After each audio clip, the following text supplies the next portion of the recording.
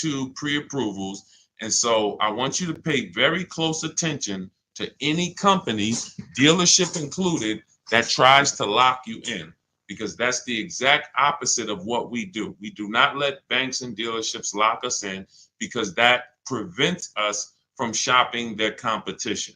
And the way that you save the big money, not the hundreds, if you want to save the thousands, the 3,000s, the 5,000s, the 10,000s and more, is you're putting dealers and banks against each other. That is the name of the game, and that allows you to save more money than you've ever saved without being you could be the world's worst negotiator. You could be a horrible negotiator, and putting dealers and banks against each other is going to be how you save more money than the best negotiator in the world. So we don't do pre-approvals unless they're soft credit pull. If they're soft credit pull, we'll use the pre-approval to budget, because the only purpose of a pre-approval is to budget. Who's a homeowner? Type me if you're a homeowner. You know you got a pre-approval, or you got pre-approved for your mortgage to budget. They told you, based on your credit, based on your income, you could afford this much house, 300,000, 400,000, 600,000.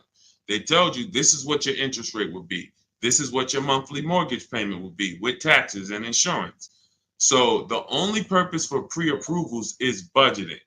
So now, when you don't, the reason why I hate bad pre-approvals, in my book I call them restricted pre-approvals, is because, one, they're going to activate the rate shopping window.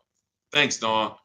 The rate shopping window is a period of time that the credit bureaus give you to let multiple banks and lenders access your credit with a hard pull to compete.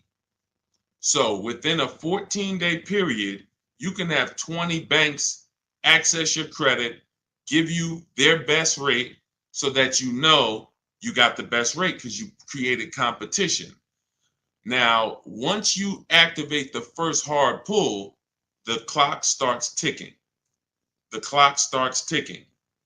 And when you start, even see, you think this is your bank. It's not your bank.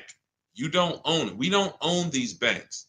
These are for-profit companies. Just like somebody said to me the other day at the gym, hey, I went to my car dealer and they told me this. I said, you own a car dealership? He said, oh, no, I meant the dealership that sold me the car. Okay, use those words wisely, because it's not your dealership and it's not your bank.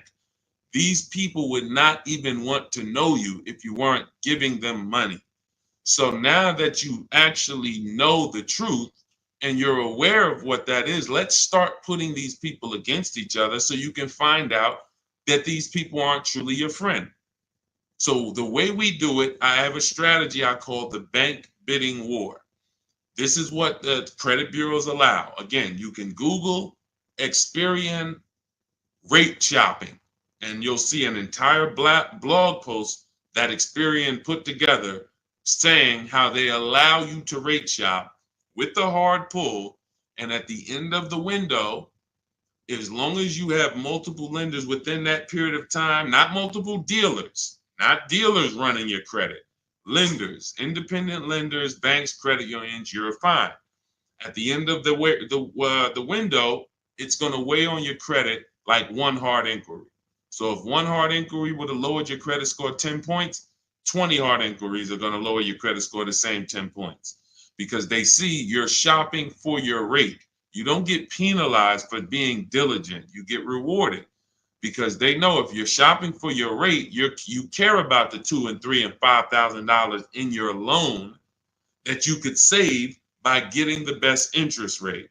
So we do this after we find our car, Philly Speed, because once we find our car, first of all, let me say this one thing. We separate who we buy our car from who we get our loan from. These two different people, because whoever wins the bid gets our loan. Whoever wins the bid gets to sell us a car. It's not the same person. It's not the same companies. What's up, Sheila? Good to see you, Sheila. So this is, so once we find the dealer who's going to sell us the car, they win the bid, used car, new car. We now lock that car up with a deposit. Now we come home, we do all our rate shopping online, banks, credit unions, online lenders. I have resources in my book where you have online credit unions. Let all these people compete. Then we call the deal and we see if they can beat it. This is how we guarantee that we're not paying 7.2% interest when we could have been paying 5.9% interest. We're not paying 6.9 when we could have been paying 5.19. That's big money. And I know you haven't been taught that. You've been taught, oh, let me just focus on this, my monthly payment. That's one of the worst things you could do, is being a payment shopper. Being a payment shopper. Hey, give me the $400 a month for this car. We got a deal. That is one of the, and in fact, that's the first video I made on TikTok that really introduced me to the world. It's the worst thing you could do in a car dealership. Just say, get me to this payment, we got a deal. Payments they can manipulate. $400 a month on a loan is 5 years, $20,000 on a regular loan. There could be $30,000 on a lease, $35,000 depending on the car. On a lease, could be $18,000, $15,000 with bad credit. $400 a month. There's so many ways to get this $400 a month. So you don't want to be mixing these things. You want to separate your loan shopping from your car shopping. And it's easy when you're paying cash. Cash buyers don't make these mistakes. Cash buyers still overpay. They don't get, unless they're bidding, but they don't make the mistake of mixing their payments and thinking, wow, just because I got a good monthly payment means I got a good price on the car. Absolutely not. You could have a great monthly payment, but you paid a terrible price for the car. Two totally different things. That's why we separate them. Go ahead, Dolan. I see a lot of questions coming in. Let's go. We'll keep more coming. Let's go. You ever had bad? Okay, let's go to the next question. I don't even know what that means. I don't even know what that means. Go ahead, Dolan. Next question. Maybe it was a typo.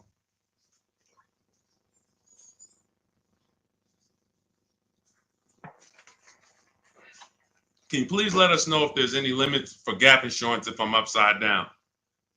It depends on on the coverage. You need to find out the coverage. There are gap insurance policies that I've heard of that didn't cover the entire shortfall. So, for example, if your vehicle is worth $25,000, but you owe $30,000, you're upside down. If your vehicle gets stolen and not found or totaled, you're going to owe money. And I've seen this happen so many times throughout the years because people didn't get gap insurance. They'll literally total their car. And then so now you got a horrible life event that happened. You got into a car accident, and then you get a bill. You get a bill, and people are like, wow, where did I get this bill from? And it's like, your car was only worth 25, but your loan was 30. So if you're driving around in a car that does not have, that's not worth what you owe, but you don't have gap insurance, you're exposed. Something happens to that car, not only are you going to lose the car, you got a bill coming to you. So what I always say is, you got to know when you're upside down. You got to know when to get gap insurance. And you also have to know you don't have to buy it from the dealership. You can call your insurance company, see if they sell it. You can Google insurance companies that sell gap. Usually you can find it for a cheaper price than what the dealership is going to charge. But some of the worst, it's insult to injury. It's not many things like losing your car and then getting a bill on top of that. That's almost as bad as like having a car that's breaking down and then you got to fix something on it, but you still have a car payment. So the car doesn't drive, transmission's out, but you still got to make a payment every month. It's like, those are two of the toughest things. So know when you need gap insurance. Don't skip that. That's not a smart decision at all. But then check the coverage too, because he's asking about coverage. Check how much coverage. Do you have $15,000 of coverage? When you get your gap insurance policy, ask how much is covered if, God forbid, the vehicle is totaled. Go ahead, Dolan. All right. Hey, what's up, MT? I'm in the market to lease my first Mercedes. I'm looking for an S580E. Make sure you get multiple offers. So let me give you an example of somebody who shops for a luxury car, gets multiple offers, and this was an electric BMW. Where's Teddy's deal? Teddy got a $73,000 BMW i4 M50. He got it for, he said he got 10 offers. Now we use a process in my book, it's called the 25 to 5. When you're getting a new car or a lease, you're reaching out to new car dealerships. And the reason why the strategy is called the 25 to 5, because we're going to get 25, we're going to connect with 25 dealers online. Takes us 20 minutes. Using my email scripts, we're going to get 5 offers. So it's 25 connections, 5 offers, 25 to 5. Now, some people you'll see they've gotten more offers using the strategy. In Teddy's case, he said, I received 10 offers. I only used the scripts provided, closed on a 2024 BMW $73,000 MSRP, $856 a month. Now, here's what I always say, and Teddy is going to confirm this. When you properly shop multiple offers, you are going to see a wide range. If you shop the right way, your best offer should be $150 to $200 apart, at least that different. So your highest offer should be at least close to $200 apart from your best offer. And sometimes it's even more than that.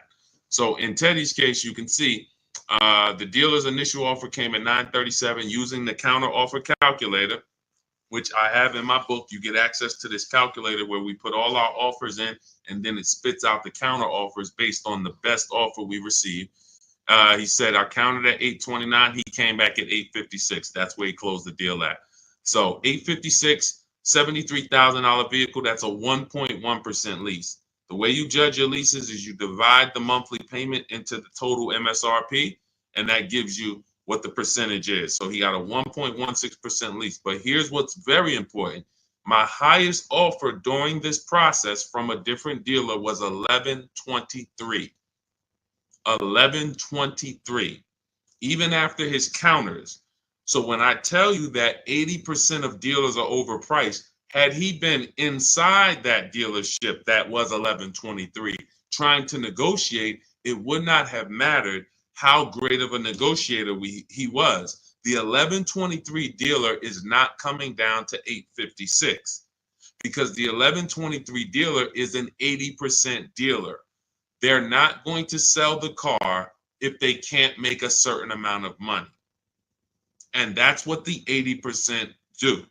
They'll discount and say, that's the best we can do. They're not lying to you, but it's not the best their competition is willing to do. So if you're in a dealership that's an 80% dealer, this is why I said at the beginning of the stream, negotiators lose all the time. Great negotiators who don't use a bidding system lose all the time. I don't care if you're in sales. You say, Deshone, I've been in sales. I negotiate for a living. You lose all the time because there's no way for you to know the bottom of a vehicle. You don't know, is the bottom 7,000 off? Is it 3,000 off? Is it 15,000 off? What's the bottom? And the only way for you to know the bottom is to get multiple offers from multiple dealers and see the one who gives you the best offer. That's what confirms what the bottom is. So this is what you do. If you're talking about leasing an S580, this is what you do. You get multiple offers. On an S580 $100,000 car, you should see a $400 swing from your best offer to your worst offer. You might see $1,100 a month, and you might see $1,500 a month from one dealer. That is from a different dealer. That's how different it is. Now, if you want to call around and try to get the quotes yourself by the phone, you can do that. We don't do that. We use email because I believe that most people don't like talking to car dealerships. Believe it or not, there are some people who do, and God bless them. Go ahead, do your thing if that's you. Start calling around. But if you're like, you just want to be able to copy and paste and use emails, that is all in my digital book, Cars from Home, 7 Steps to Saving Time, Money, and Avoiding Dealerships. It's already 5-star rated. Thank you to everybody who's taken the time to write a review about the book. This is one that we got the other day.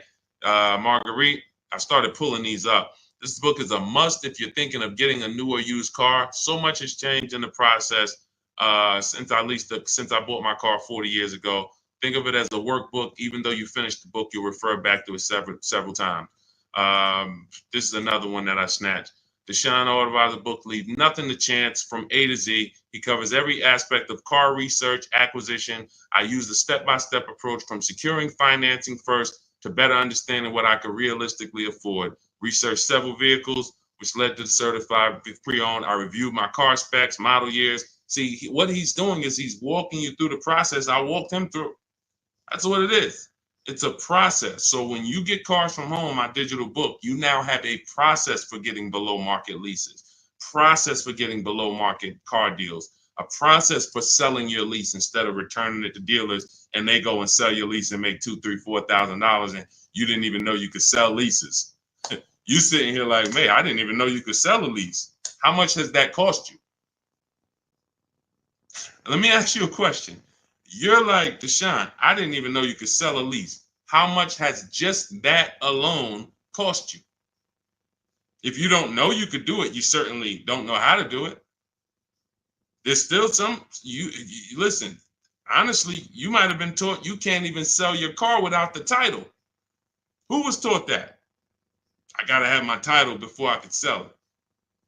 And I know this is true because when I was at the Mercedes dealer, people would walk in and the guy would be like, Deshone, is that the new one? I said, yeah, that's the new, the 20, whatever. I said, all right, as soon as I make my last payment, coming back to see you for that. I know. Most of the people are not going to admit it, but they didn't know. They don't know this stuff. So the reason why we have to get, I'm talking to you who are honest, who are willing to be honest and willing to take the bad news, because that's how we change. You cannot, if you won't admit that you didn't even know how to sell a lease, then how are you going to get to the point where you can sell leases and make $2,000, $3,000, $4,000? See, I always meet people with bad news because I care about your car deal.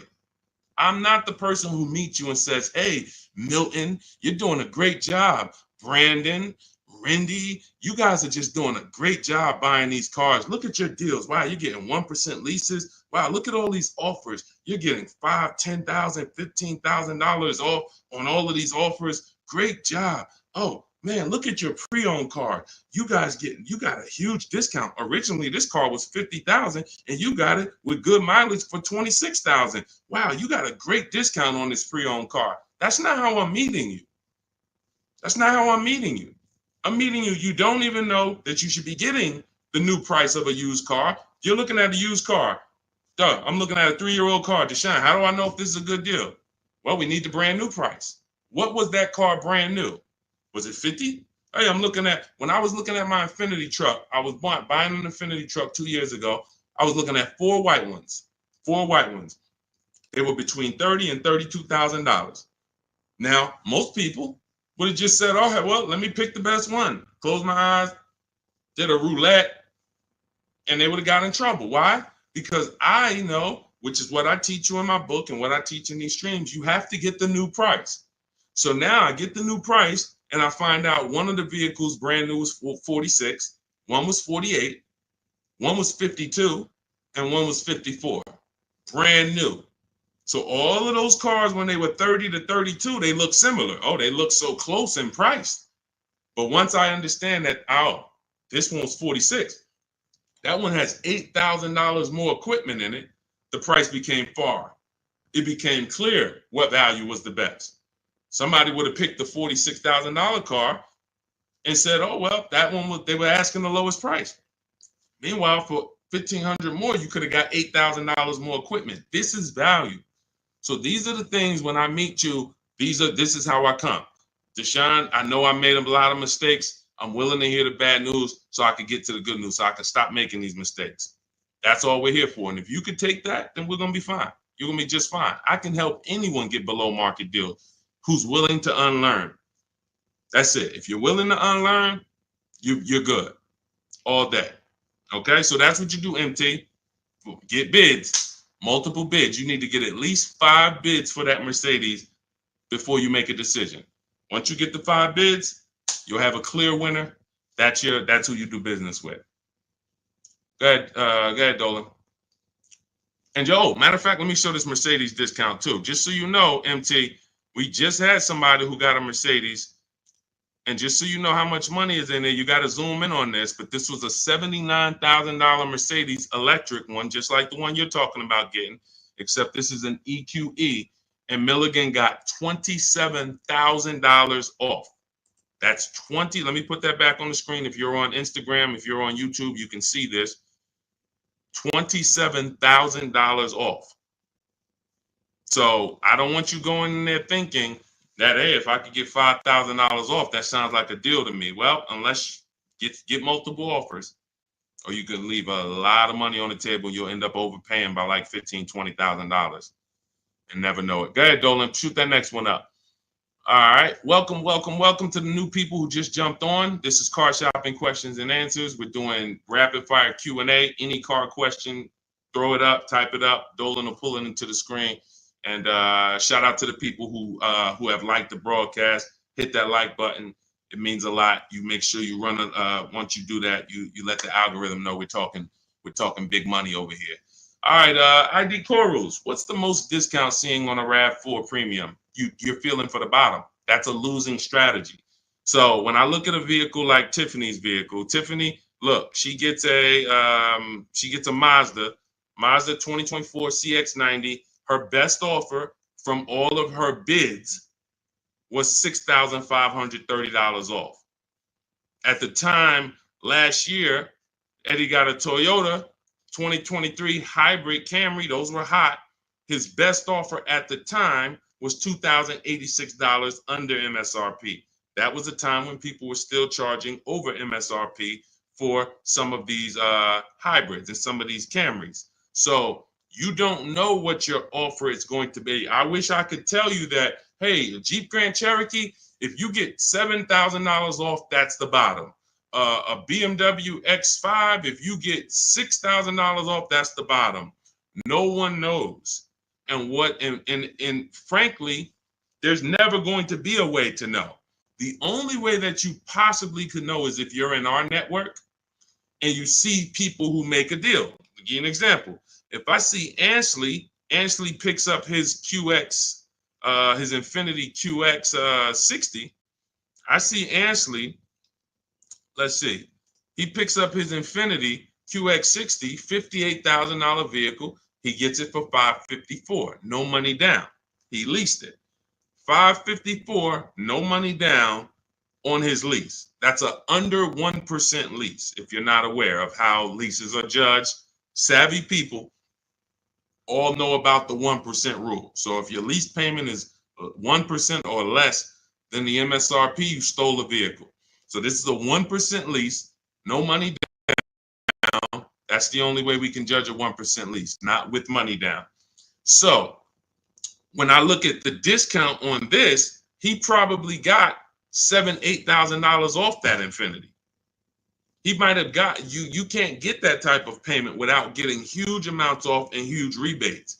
But he did not know that he was going to get that type of payment on his Infiniti. He did not know that he was going to get that type of payment. He went in, he shopped the market using our strategies. And just so you know, once you know how to do this, it only takes you 90 minutes to shop the market. When you see these people, look at Ansley's last sentence. Started the process Saturday, accepted a deal Monday. This doesn't take you, I'm not ever going to spend more than 2 hours car shopping to get a deal. Never. 90 minutes tops, I'm going to get a below market deal on anything. So when you look at the process of using a computer, this is what they're made for. See, the problem is you're just not using computers. You're not using the internet. You use the internet for Amazon, don't you? Don't you use the internet to shop competitively from Amazon, to go on websites when you need to buy something big? You're going to the internet. But when you need to buy something like a car, you're going to the dealership, not the internet. When every dealership in America has a website that you could be reaching out to them and making them compete. But no one knows what the below market deal is going to be, Cora. It's just ID Corals. There's no way to know. We have people who, you saw Milligan, her below market deal was $27,000. It depends on the vehicle. That was an electric Mercedes. Sean's below market deal on a F-150 Lightning that he got was $20,000 off. Where's his deal? Look, Kimberly, she got a Maserati. That particular Maserati, the below market deal was $20,000 off. But as I said, Sean, 20,000 off. But Tiffany was 6,500 off. So when you see on the Mazda, so it's different for every vehicle. You have to understand that. And there's no way for you guys to know that. Unless you're in our group and then you see somebody get a car that you want and you're like, wow, if he just got 20 and he did that work, then I know the below market deal is 20. Let me go get it. But you still got to send your offers out. But there's no way to know. And when you try to guess, you get in trouble. That's what negotiators do. That's what negotiators do. They'd be like, all right, I feel like I got 7,000 off this. I think I did good. What if you could have got 12? What if you could have got 17? You're not doing good. All right, go ahead, Dolan. Absolutely applies to used cars. Our system in my book, somebody said, does this apply to used cars? Our system in my book is below market used cars, below market leases, and below market new car purchases. We also have the bank bidding war where we make banks and credit unions bid for our business instead of going and begging one bank to give us a loan. So we also sell leases and sell. So we run pretty much an organized bidding system for car buying and leasing. That's what we do. In a nutshell, what separates Cars from Home from any other channel? What separates my teachings from anyone else? We have an organized system for making people bid for our business. We send them through a round robin.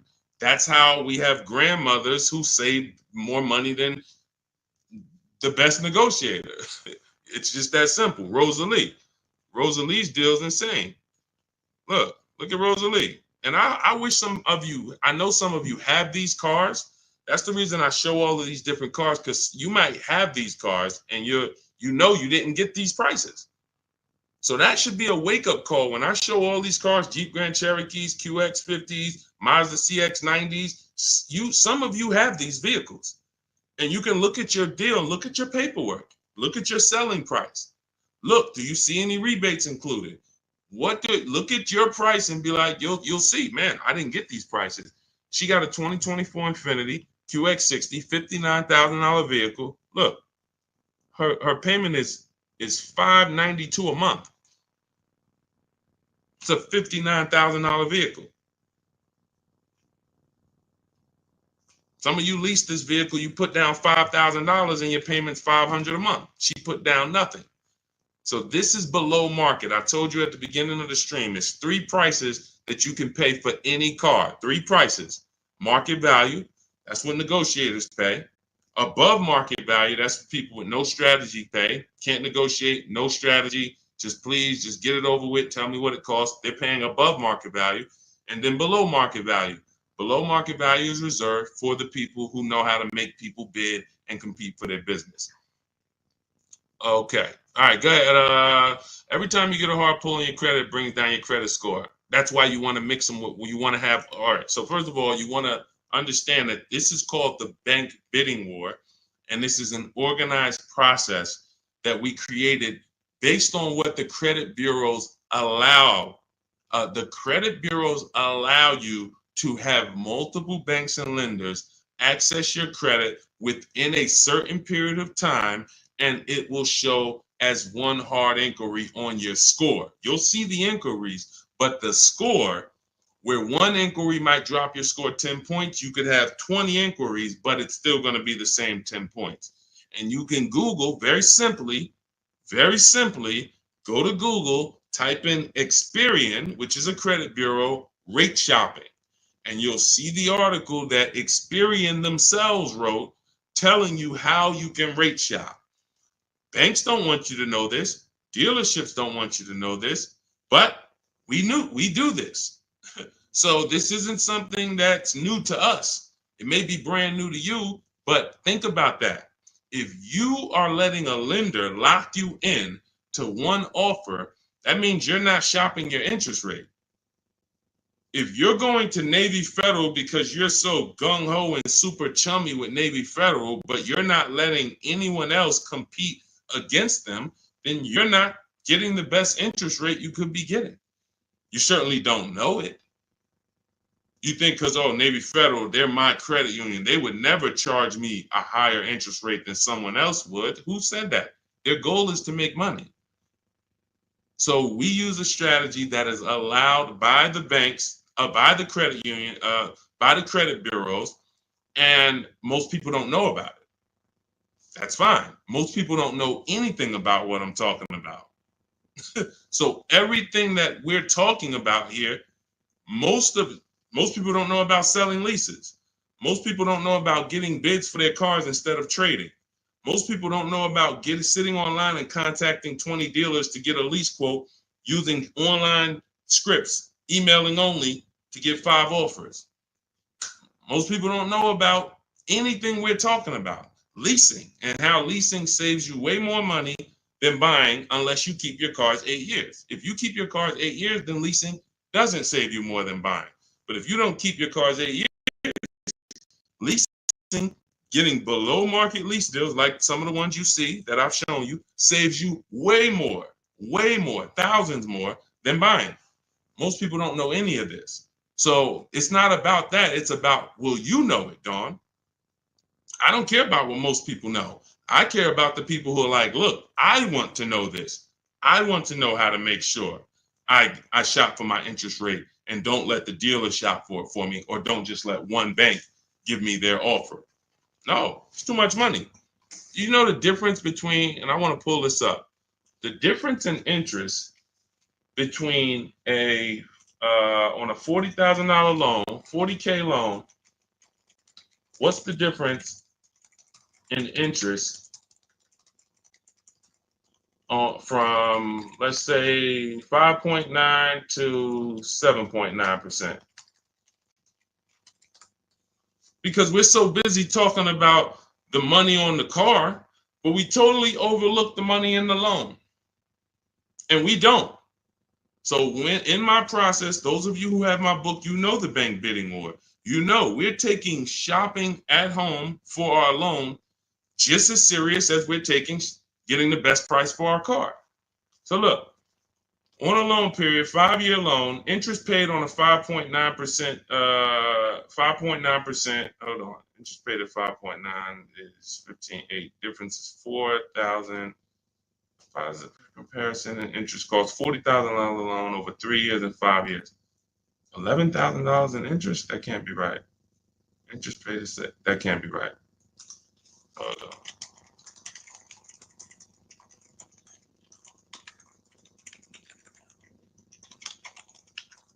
$7.9%. How much interest is paid on a 5-year loan? 7.9%. Could be over $15,000. That's impossible. 7.9 is, that's impossible. Hold on. Now I got to figure this out. I know it's a big difference. I know it's thousands different, but on a $40,000 loan, hold on. Wow.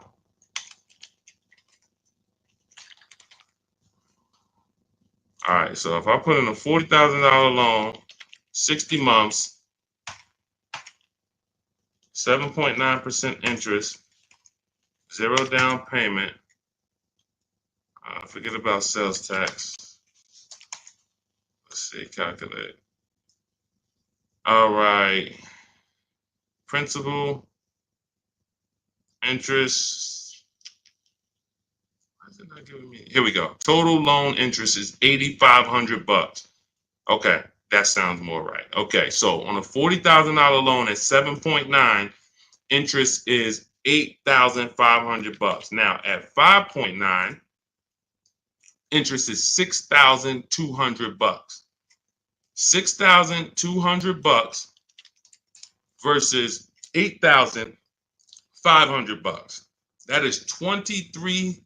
$2,300 from 7.9 to 5.9. So when Navy Federal gives you a 7.9% rate and you're just like, oh, well, I guess I'll just take it. That's my credit union. And you're not shopping them.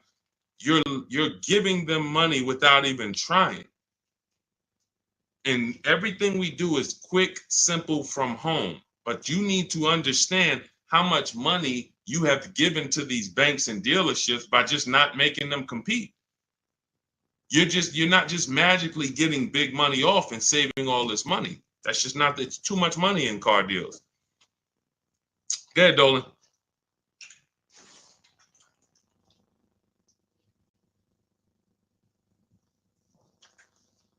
See, I see a lot in a lot of these questions. What I'm seeing is people trying to feel for the bottom. You don't want to use competitive strategies. You're not going to get there that way.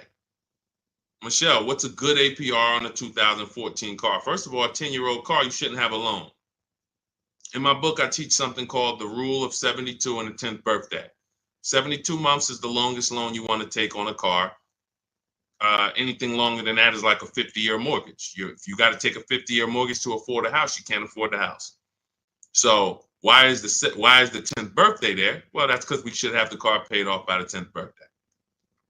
In true affordability, you can do this. If you can truly afford a car, you can do this. You can get a car on a 6-year loan that has a payment that you can pay off by the time the car turns 10. You know who can do this? People who are buying cars they can't afford. People who want to get the Dodge Hellcat or the Dodge Demon and they can't afford the $70,000. So they're going to get one that's a 2017 with 90,000 miles on it, and they're going to pay 15 for it, 15,000. But the car is crap. Car's crap, 18,000, 20,000, but it's crap. Cars hasn't been taken care of, and they're going to take out a 6-year loan on it. So they're going to take out a 6-year loan on a car that is already old with high mileage. I've seen this. I call this the repo recipe. Some of you may have seen the video that I made on the repo recipe. The repo recipe created the rule of 72 on the 10th birthday, where I started looking and saying, by far, the amount of people I see losing cars to repossessions are people with loans on older cars. They own loans on older cars that instead of getting a nice, smaller, maybe less socially impressive used car, they want to get something that looks better, has more amenities to them, as more in a class of luxury. All right, Deshone, I could get this 2015 BMW. It's it has 90,000 miles on it. They only asking 14 grand. It's a horrible decision unless you can pay cash. Because all you're doing is investing in a car for 5-6 years with payments that is already due for repairs. At 10 years old, the car you're asking about, Michelle, is already due for repairs. This is the age of the car. This is the age of the life cycle of the car where repairs should be normal. 10 years old, the car should be paid off. And every 2 years, you go to your mechanic. Hey, what does it need? They say, okay, hey, you got to put 1,000 into it. You got to put 800 into it. No problem. Here you go. Let me keep my car running. That's the age of repairs. But when you're starting a fresh loan on a car that is in the age of repairs, this is what I call the setup for the repo recipe. Because you're going to now get this payment, $400 a month, $300 a month, $500 a month, whatever it is, and you now have a surprise. Hey, car's breaking down. Hey, what's this light flashing on my dashboard? Hey, what's this going on? What's this sound I'm hearing in the back? That's because you bought a car that is in the age of repair and you just bought it like it wasn't. See, if you drop cash on it, 15 grand, I don't got no problem with that. Because now you're going to say, all right, Deshone, I bought an older car, paid it off, but I'm going to put some money to the side just in case things go wrong. Perfect. But when you're making your car payment and you're paying your insurance and you're putting gas in the car and you have to do an oil change, and then something breaks and it costs you $2,000, you're gonna see the repo recipe, because you're gonna be like, wow, and God forbid something major happens, like the transmission goes, or a head gasket goes, or the engine goes. Oh, forget it. Now you're sitting there with a $400 payment on a 10-year-old car that literally you still owe $16,000 on, and it doesn't even drive. You need an engine. Happens all the time. I've been seeing it happen since 2006 when I got in the car business. And what's the reason? older cars, long loans. Let's get these older cars instead of being frugal and saying, all right, I could afford $300 a month. Let me go get an inexpensive, smaller used car that I can get something that's 5 or 6 years old where it'll take care of me. It's not going to have all the bells and whistles because I don't have the budget for that, but it is going to be dependable. It is going to get me from point A to point B. It will allow me, it won't surprise me. I'm not going to come out one day to go to work and the car is broken down on me. Now I'm calling out of work and I got to call a tow truck and all of this stuff you're going to have with this 2014. So these are the things that I speak to my family about, to my friends when I was in the car business. These are the things that I would speak to people about, Michelle. A loan on a 2014 is a horrible idea. I can't even tell you what a good APR would be, but if you had said what's a good APR on a 2020, I can tell you we need to bid that out. We don't know what a good APR is. Is it 5? Is it 4.9? Do they have a special interest rate, 1.9? What's the best we're going to get? We're going to put it through a bank bidding war process, and we'll see. That's it. But a 2014, that's just too old of a car to have a loan on. Go ahead, Dolan. Everything I'm teaching is inside my new digital book. If you want the entire blueprint of everything that people like Pierre have used, people like Zafrina have used to get these below market deals, Teddy, people like Jared, look, Greg, some of you know Greg, he got his EV6 Kia, $56,000 vehicle, $527 a month. Everything that these guys have used and girls have used to get these below market deals is in my new digital book. And you can have it for 75% off. That's my welcome offer, but it's only for 30 minutes. After 30 minutes, it goes back up to $97. So if you want yours for $24, head to my TikTok bio now or my Instagram bio, click the website link there, and then click the button that says 75% off new book. Get there before the timer so you can get your $24 book instead of a $97 book, even though it's worth it at $97. And if you're on YouTube, I have a comment for you, a link for you in the chat, and then I have a link for you guys on Facebook. But that's for those who want the blueprint. It'll be there. And make sure when you get your book, you screenshot the thank you page because it has my support team's email on there, just in case you type your email wrong. Want to make sure you can reach out to support to get your book. Go ahead, Dolan. Does your book go into detail about cash purchases? Cash is simple. It's just simple. You're using one step of the bidding process. If you don't have a car to replace, then you're using one step.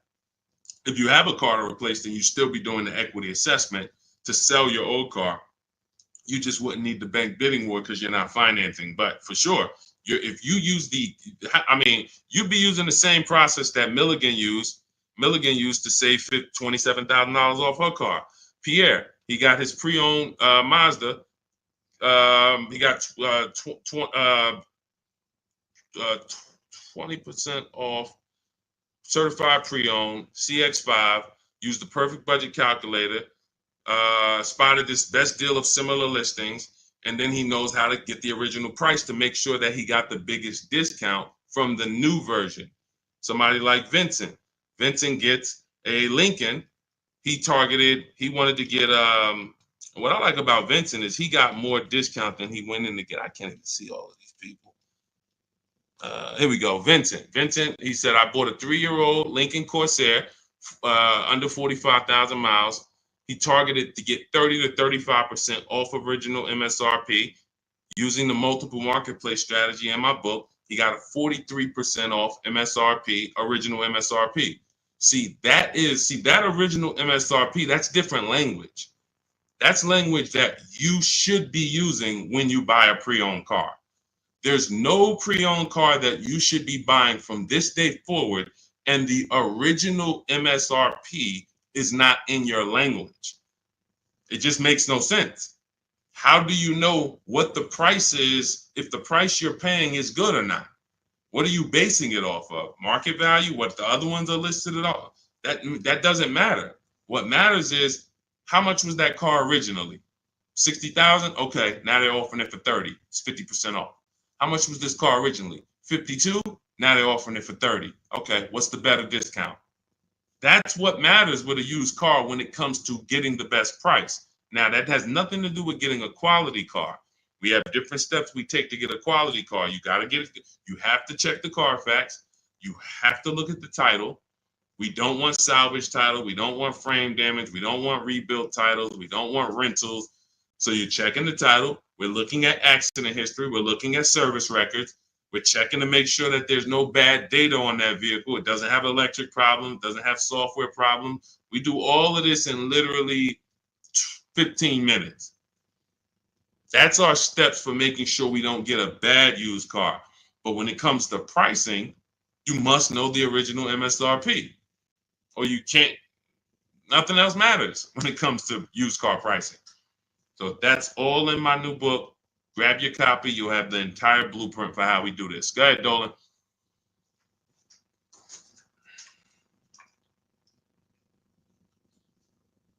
What do you do if your loan is upside down and you want to lease? Transfer it over. In my book, we have 2 ways to get out of a negative equity. There's 3 options with negative equity. 2 lead to a car, 1 does not. So just so you understand the severity of negative equity I call the bad credit for people with good credit. Because when I was at the dealership, people walk into Mercedes, and if they left with they could have an 800 score. If they had too much negative equity, they were not leaving with the car. So there's only 2 things that I've witnessed in my career that stop people from getting deals on cars. Credit's too bad, negative equity. So that means it's a serious thing. So what I say is understand the cause. The cause, which you seem to know already, Lavis, is you should be leasing, but you buy. That's why Lavis is asking about how going from a negative equity deal to a lease, because the taking out 5-year, 6-year loans is what you do. Then you go and you replace those cars in 2 or 3 or 4 years. You have negative equity. Happens all the time, especially to you who doing no money down deals. And to those of you who are putting down like 5, 10 grand, you don't have any negative equity, but you're losing that money. You're not getting that money back. You put down 5 grand, 10 grand on a car, then you come to trade it in 5 years, and you come to trade it in 3 years. You're not getting that 5, 10 grand back. You don't because it's just the car depreciates too much. So you're just throwing money at these cars that is not coming back to you. When you are going for a lease, now we have 2 ways that you're going to transfer to a lease from a negative equity deal. We're going to do our equity assessment. You're going to go to CarMax, go on these websites, CarMax, Driveway, Carvana, KBB, Instant Cash Offer, Car Gurus, and AutoNation. Sell my car. 6 offers. So they're going to give you 6 offers on your current car.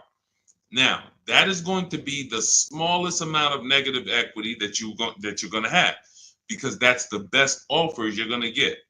These are companies that fight every day to buy cars. That's what they do. So they're not lowballing. They're not saying, hey, we'll throw out one number here and then we'll negotiate. Hey, Charlene, good to see you. Good to see you, Michael Singleton. They're not doing that. They're coming in and saying, all right, we're going to put our best offer online. And then when we inspect the car, if there was something that you didn't tell us about the car, if there was something that you left out, we're going to need to deduct that when we inspect it. So they're putting their best offers online right there. And so that means that's going to be your lowest amount of negative equity, because you're getting the most for your car if you sell to one of them. So let's say your highest offer comes from a Car Gurus dealer who wants to buy your car for $19,000. Let's say you owe 21. You owe 21. They want to buy it for 19. Hey, Steve Long, what's going on? Good to see you. What should you do? You should pay the difference, because when you pay the difference, you're closing the deal with the least amount of negative equity. That's what you want. You're closing the deal with the least amount of negative equity. And so when you go buy your car, your next car, or lease your next car, rather, in your case, negative equity has nothing to do with the deal. So that's what you would prefer to do. Pay the difference and then go out and get bids for your lease and then do a clean deal. But now let's say, they offer you 19 and you owe 29. So you are now $10,000 upside down. You can't pay the difference. I don't have 10 grand to pay the difference. Okay. Now what you have to do is you have to transfer that negative equity to your next deal, which means you have to trade your car in. And we don't trade. We don't like trading because you can't get bids. What's up, Dion? Good to see you. You can't get bids. The reason why when y'all hear me say trading is a curse word is because you don't get the money your car is worth trading it. You don't get the money anything is worth trading it. So now you've bought this car, you found this deal, but now you have to go to the dealer and say, all right, I need you to take a look at my car. Now, what happens if Carvana offered you 19, but this dealer can only pay 17? It's just all they can pay. They can't match that offer. So you're going to have more negative equity in most cases when you have to do this. So, but that's okay. If you can't pay the difference, this is your only option. Now, it's very important for those of you who are trying to do negative equity trades and then go into a lease that you understand loan to value ratios, because that's what's stopping you from getting your deals. When you go to buy a car, the bank usually gives you 20% above the value of the car. That's the max the bank is going to really give a person with good credit. Sometimes a little more, but we'll use that it could go to 25%. Ridiculous banks will go to 30%, but 20% is really benchmark. So if the car you're buying is 40, the bank is going to lend you max 48,000. That's 20%. So no dealer, no bank. What's up, Benito? Nobody can get $50,000 approved on that $40,000 car. So when you buy your car, you're trying to buy the car, put the taxes in, put the fees in, and then throw the negative equity in. So the car was 40. Next thing you know, you're at 52, and you want to do a no money down deal. And you're wondering why you can't do a no money down deal, because the bank is saying we're not going to lend 52 on a $40,000 car. That's when they come to you and they'll say, hey, you got to put money down. Can you come up with $5,000? Because we can't get the bank to approve it. It's loan to value. Now, also, what you need to keep in mind is when you can get big discounts off the vehicles, you can actually bring over more negative equity. When you look at Sean saved 20 grand off his vehicle. If he had to throw $7,000 negative equity on there, he could do it. If you had to throw it, honestly, he got a $20,000 discount. If he had to throw 20 grand of negative equity on here, he could do it. Payment's going to be high, but he could do it. It wouldn't affect the loan to value ratios because he got a huge discount off the vehicle. We talked about Tiffany. She got $6,500 off of her vehicle, her Mazda CX-90. If she wanted to slap $7,000 of negative equity on top of this deal, she could do it because she got a big discount. And the bank says, well, we're basing the loan off 44, not the fact you bought it for 36, 38. You got a big discount, but that we don't care about that. We're looking at 44, and we'll lend up to 51 or whatever. So if she gets $7,000 off, and she wants to throw $7,000 negative equity, the bank's going to say that's fine, no problem. So it has a lot. It has a lot to do with how much negative equity you have, and also what is the vehicle you're getting and how much discount did you get off that vehicle. That's what matters. So make sure you understand what's causing negative equity, which is for you. So because, like I said, Lavish seems to understand she's going into a lease, but the cause for negative equity is buying cars when you should be leasing. Very simple. Yeah, Bella, that's a $7,500 rebate, and that's not the only thing you should be thinking about. Like you want to look at what discount can you get in addition to the $7,500 rebate. That's how we have people that are saving, $15,000, $10,000, $20,000. They're getting the rebates for the electric vehicles, but they're also getting huge discounts from the dealers that are winning the bid. Go ahead, Dolan, shoot the next one out. Okay, all of this is in my new digital book. It's called Cars from Home, 7 Steps to Saving Time, Money, and Avoiding Dealerships. This is the blueprint. This is 14 years of car business experience with Mercedes, with General Motors, and running my own brokerage. and teaching thousands of people online how to get these below market deals and using a system. We don't wing it. It's not an accident. It's not like, oh, I hope this works. This is a particular set of things you do online to make dealers and banks bid, and success is guaranteed. If you trust my process and forget about your old way of no process, you will be fine. The success is guaranteed. So as part of my welcome offer, you can get the book for 75% off. It's normally $97 because it's worth every penny. I didn't want to price the book like it was a regular book because it's not. So it's normally $97, but for 30 minutes, you can get your copy for 75% off as long as you get to my TikTok bio, click the picture of me before 30 minutes is up. The welcome offer is only 30 minutes, then the price goes back up to $97. So you can go to my TikTok bio, go to my Instagram bio, click the website. You can go to the comment section on YouTube or the comment section on Facebook. Click the link and get your 75% off. But make sure when you get your book, you screenshot the thank you page because it has the link right there to open the book. And then I also email you a copy. But sometimes you'll type your email in incorrectly and we can't email it. So you need you'll have my support team's email just in case. Is Capital One a good option to finance a car? We get bids. We spent a lot of time. You must have just jumped on, Jen. We get bids. There is no bank that is giving you the lowest rate. If a bank always gave you the lowest rate, they would be out of business.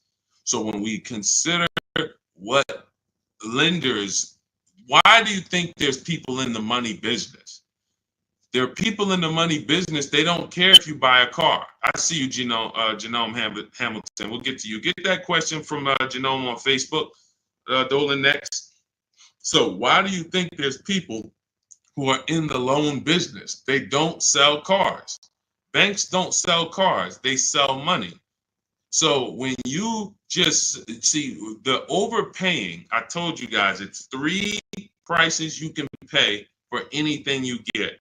Market value, above market value, below market value. That means you can get a market value loan.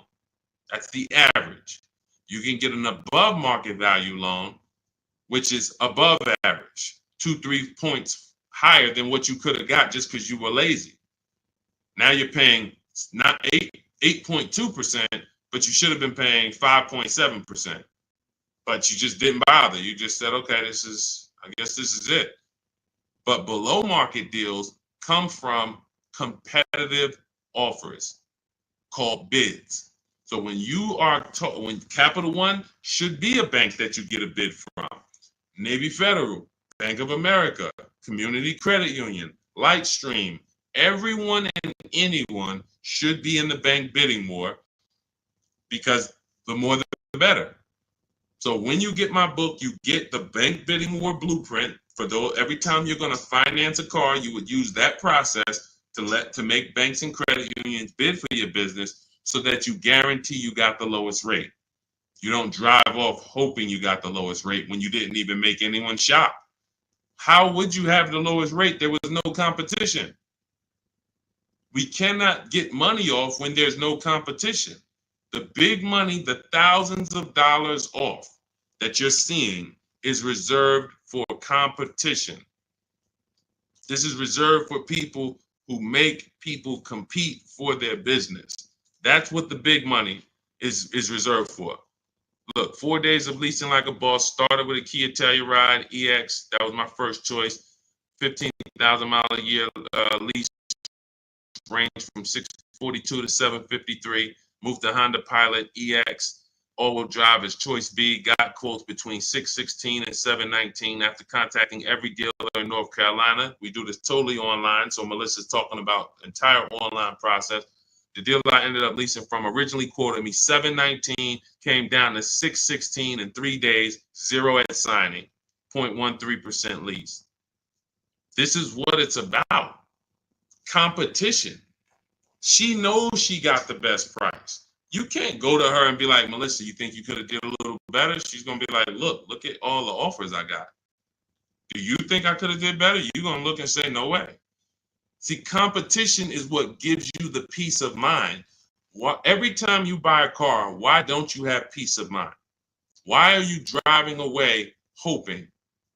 Driving away, oh man, you think we did all right? Should we have gotten tried to get more for the trade? And shoot, we ended up putting 3,000 down. We only wanted to put 1,500 down. This is how you're leaving the dealership. Why? Because you're not making people compete. So when you're not making people compete, you're begging for discounts. And you have no leverage to be able to compare to even know that you got the best price. You have nothing to compare it to. So when people come on the stream and they're like, hey, Deshone, I'm paying $519 a month for this car. Is that a good deal? You have nothing to compare it to. Hey, I got a 2019 Mazda 3 for $17,000. Is that a good deal? You have nothing to compare it to. But if you had seen 7 Mazda 3s and then the one you got, it was originally, 31,000, but you paid, 17 for it. You know this. And this stuff is simple. This isn't building rocket ships. But this is reserved for the people who care about their finances. Everyone doesn't invest. Everyone doesn't save. Everyone doesn't, take financial literacy seriously in any way. But there are opportunities that flash past all of us where we can absolutely benefit from learning things that other people don't know. If you learn how to invest in stocks better than other people, you're going to do better than other people. If you learn how to get cars less than other people, you're going to get less than other people. This is not by accident. But you got to focus. This is your second most expensive purchase. So this is only for the people who are focused.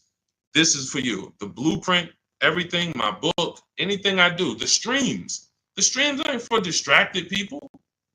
We can't do nothing with distracted. There's people on here right now that got me on one channel, playing video games on the other channel, and then eating with another hand. And they think it's hard to win like that. And we're going to talk about a $30,000, $40,000, $50,000 transaction, and you're not even really focused. So I want the people who are focused to understand your success is guaranteed. Just by being locked in, your success is guaranteed.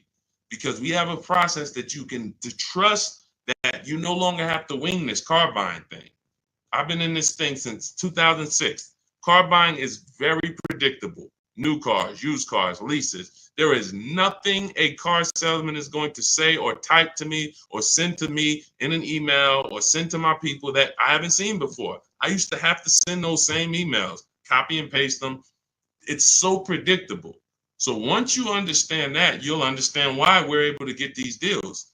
All we're doing is putting people against each other. Simplest terms. Simplest terms. But we do have some advanced stuff when it comes to leasing versus buying. Obviously, this is more advanced teaching that people don't understand. But getting the money off, it's competition. Competition. Go ahead, Dolan. Shoot the next one in. Jerome Hamilton, if I get a GM employee discount, can I get a better lease? Who knows if they're going to really give it to you? See, the problem is when you walk in and say, hey, I got a General Motors discount. All right, here, let me work you up these numbers. All right, it's $601 a month with $2,000 down. Oh, that's the GM price? Yep, that's the GM price. How do you know that? How do you know the GM price? How do you know it's not $3,000 in rebates that I'm holding back? How do you know it's not $3,000 in rebates and I'm only giving you $1,000 of it? Here, hey, I also we have $1,000 rebate I also put in there for you. Oh yeah, you did with the GM pricing? Yep. You don't know. You don't know. So no matter whether we get X plan, GM deal, Mercedes fleet, does not matter. Multiple offers, because when you get multiple offers, what you're going to see is that some people are not going to give you the GM discount. And some people are not going to give you the rebates. They're just not going to do it. It's in their DNA. An 80% dealer is going to try to make everything they can make. I'm not giving this guy the $2,000 rebate. Wow, come on, I'll sell his car to somebody else. So now you're going to deal with an 80% dealer and hope you can get a deal. No. Once you see the 20% that says, here's your GM discount, and here's a $3,000 rebate, and here's the price. And then you compare it to the others, you're going to see, oh, those guys were trying to get over on me. Of course, that's what they do. That's what they do. 100%. Go ahead, Dolan. We always get bids. Doesn't matter. You can't trust anybody to give you a price and give you all the rebates and give you the hidden money like they're your friend. That's just not going to happen. If they rather make the $5,000 themselves, why am I volunteering money that you're not even asking for? You came in and you asked for a GM discount. I'm giving that to you, maybe. But you didn't ask me about these rebates. You didn't ask me about, I don't need to volunteer this. This is how they look at it. So many times you get in there, you go, oh, give me the invoice price. Can you give me the invoice price? We got a deal. Man, if half these people that I've shown you on this stream had accepted invoice price, they'd be looking at these prices that they paid and saying, why the heck did I pay that price? Invoice price means nothing. What if you got a $7,000 rebate, $15,000 rebate on some of these vehicles? What if you got a $4,000 rebate? Invoice price has nothing to do with rebates. So now, all right, I'll take off $2,500 to get you the invoice, but what about, that's it? You happy with that? Yeah, that's all I want. My father told me get the invoice price and I got a good deal. All right, your father was sadly misinformed. Unfortunately, thank you. I'm gonna take a vacation on this commission that we just made $7,000 on you. My cut is probably $1,200. I got a nice pay. Thank you. Thanks to your dad too. It's a good guy. Good guy. Keep following his advice. This is how it goes. Unfortunately, these people are not your friends. And as a former car salesman, I keep it straight. I keep it straight because unfortunately, most people on here, you just I'm going to my car dealer. These people are not your friends. You invite Charlie over to barbecues. Charlie is my friend. He's been selling me cars for 20 years. Sold my dad cars. Once you start making him compete, next time you buy a car, lease a car, say, hey, Charlie, look, I'm going to get a number from you, but I'm also going to get numbers from a couple other dealers. Hey, what you mean? Watch Charlie get mad. Watch Charlie get mad. What you mean? What, you don't trust me? I've been doing business with you for 20, 30 years. Yeah, but I want you to actually, I just want to, this guy Deshone told me I need to shop around, always make sure, because it's a lot of money I could be leaving on the table. Oh, man, come on, man. See, that's a person that never wanted to compete. He would rather come to your barbecues, be friends with you so that you don't make him compete. Because the minute you start making dealers compete, you're going to see how much money you've been losing. That's the only way. It's the only way. You start making these dealers compete, you're going to see, dang, I've been overpaying. Some people right now getting phone calls right now. Hey, come on in. We're going to upgrade your lease. Good news. We're going to keep your payment around the same price. Who's getting these phone calls? Who's getting these phone calls? Good news. I can get you out of your lease right now and get you into a new lease about the same payment. Who's getting those phone calls? Who's getting those phone calls? I ain't been on since 5 a.m., KD. Chill out, bro. Chill out. Who's getting those phone calls? Right? Hey, come on in. I could get good news. I could get you in the brand new 2025. You don't even have to you don't even have to put no money down. Come on in, right? All of that, right? Everybody's getting those calls. Why? Because 2022 and 2021, they overcharged you and your payment is so high, even though deals are a whole lot better. They were better back then, but they put you in a high deal back then. Now what they're trying to do is keep you in that high deal, hoping you're used to it. And they want you to think that's normal. They want you to think, hey, Mr. Hayes, yes, you've been paying $750 a month since 2022. Good news. The market is all bad. The market's bad, right? Oh, yeah, I'm hearing that. Thank you. Thank you. I'm glad you're aware. Now, see, you say stuff, you don't even realize you say stuff that helps them make more money. That's why we don't talk in my system. There's no talking. But when you say, a lot of my friends been saying, man, these prices have been high. I don't even know if they ever going to come down. Yes, thank you. You're right. You're so right. We say the same thing in here every day, Mr. Hayes. But the good news is this. I can actually get you in a new vehicle and keep your payment around the same price as your old 2022. Oh, yeah, you can do that? Yeah. Man, well, I really like to come down. Yeah, but listen, things have not. Interest rates are high, right? Have you been following interest rates? Yeah, I have been seeing that they're high, and they've been high for a minute. Yeah, so that's all affecting the prices we can offer now. But normally your price will go up by about $120. Normally you go into the 2025, but I see you bought a car in the past, and I was able to pull some strings, work with my manager, and we can get you on a new one, keep your price around the same.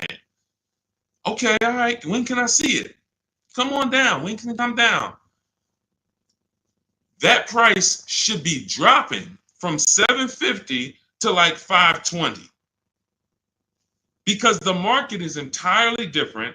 There's been great deals out here since the daggone pandemic. It's been great deals.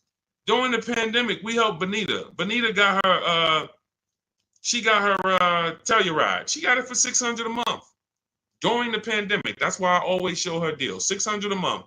People are leasing these for $800 a month, $900 a month during the pandemic.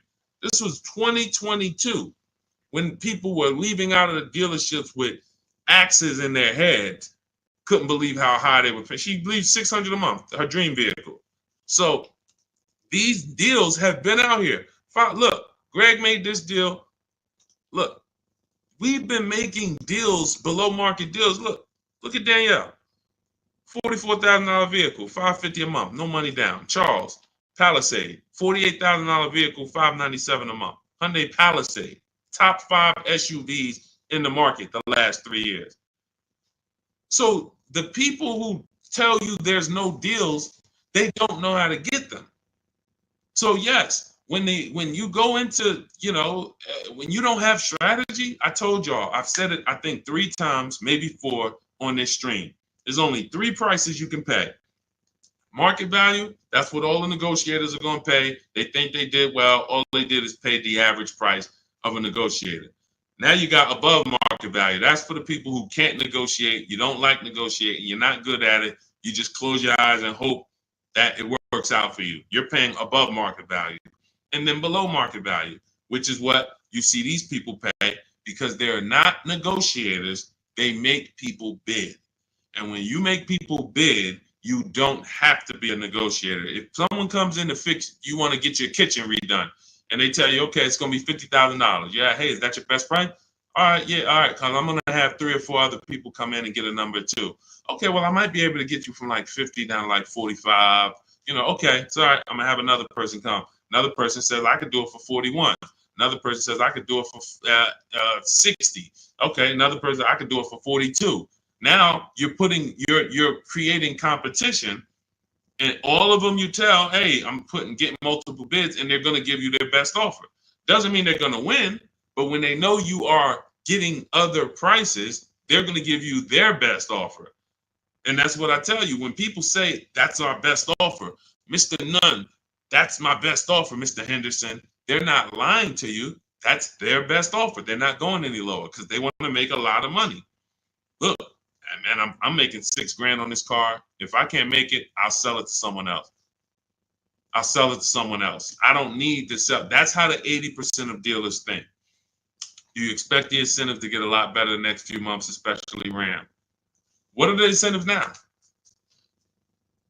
Unless you can tell me that you shop multiple dealers for Rams and you can show me 5 different offers you've gotten on a Ram, you don't know what the incentives are now. How can we wonder if stuff's going to be better? What are you comparing it to?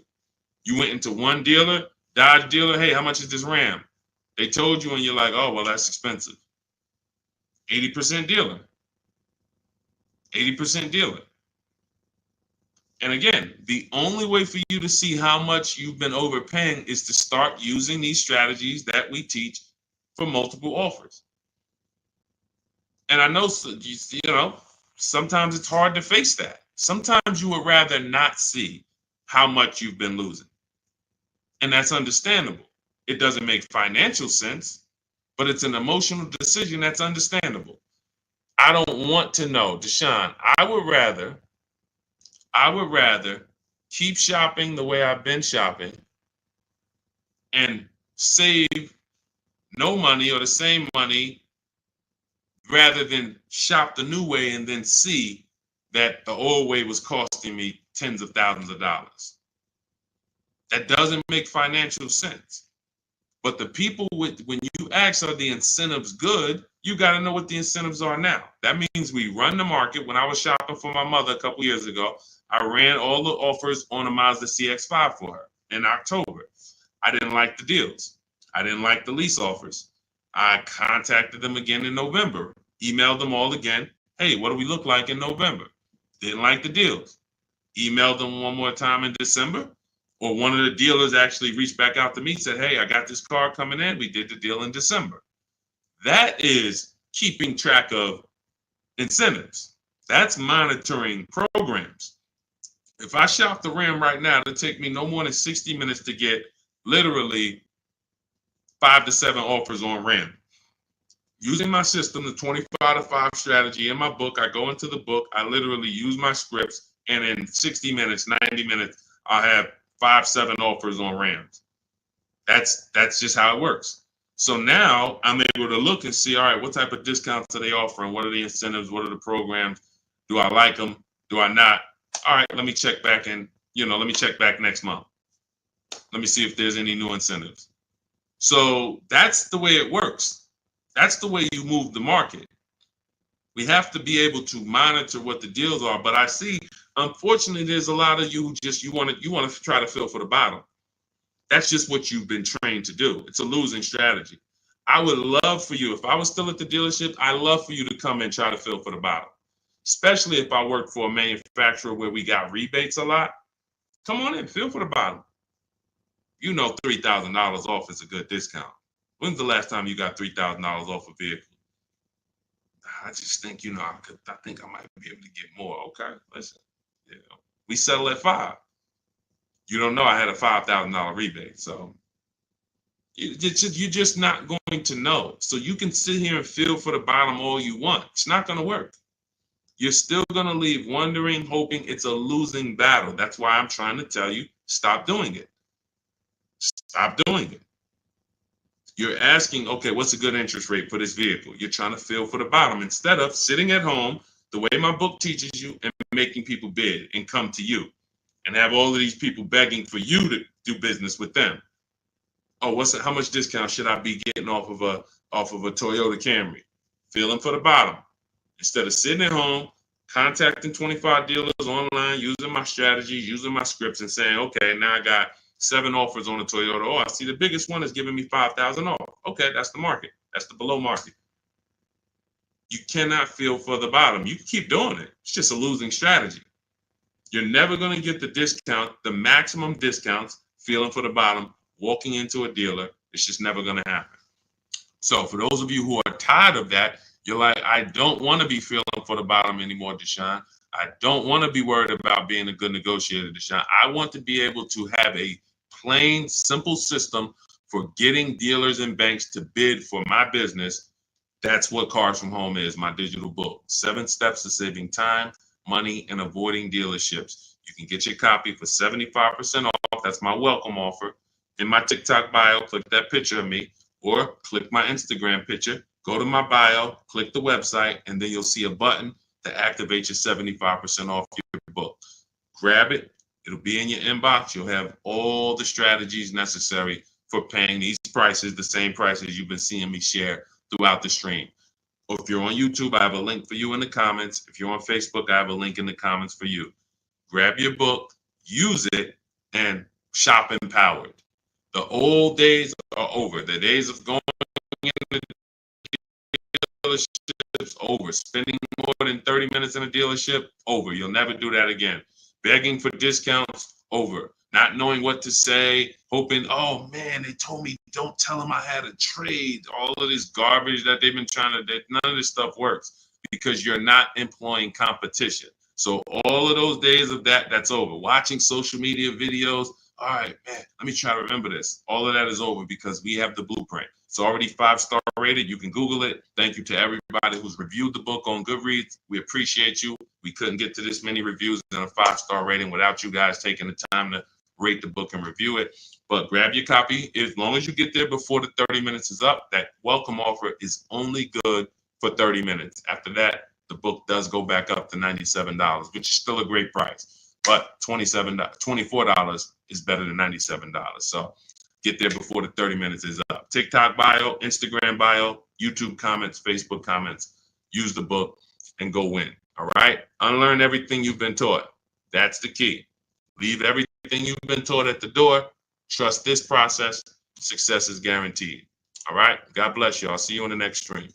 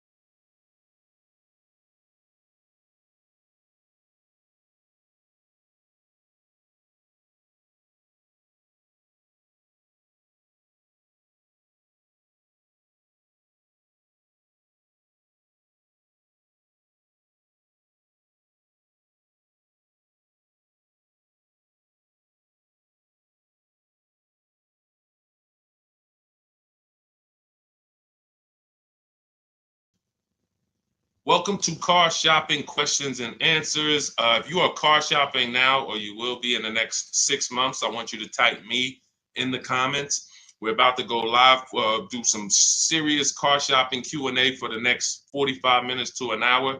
So you can start typing your questions, as many questions as I can get to in an hour. We'll get through them. And what you often will see, that someone else is going to ask the same question you have. So a lot of times you'll actually, even if you can't get your question into the stream, because usually by the time we get 20, 30 minutes in, we got lots of questions and we don't always get to them all. But usually someone else will literally ask the same question that you have. So, so we can start talking. I'm just sharing this to Facebook now. This entire stream is sponsored by my new digital book. It's called Cars from Home.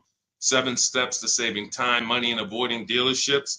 You can get a copy for 75% off for the next 30 minutes in my TikTok bio, my YouTube, in my TikTok bio, my Instagram bio, the YouTube comments, or the Facebook comments. And the book's normally $97. Everything we'll be going over today will be out of that book. Every answer that I give you is out of that book. So if you want the entire blueprint and you don't want to remember the things that we're about to go over, you grab the book.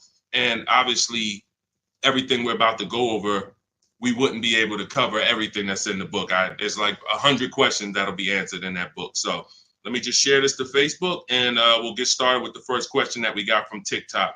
So type your questions in as fast as possible, and type your questions in one shot. Don't do like a part 1, part 2, and because then Dolan can't bring them into the stream. Okay, Dolan, let's get going. Let's throw up the first question, please. Nora, I'm upside down on my vehicle. How do I get out or pay off early? There's 2 ways to deal with negative equity. One of them is easier. It depends on the resources you have.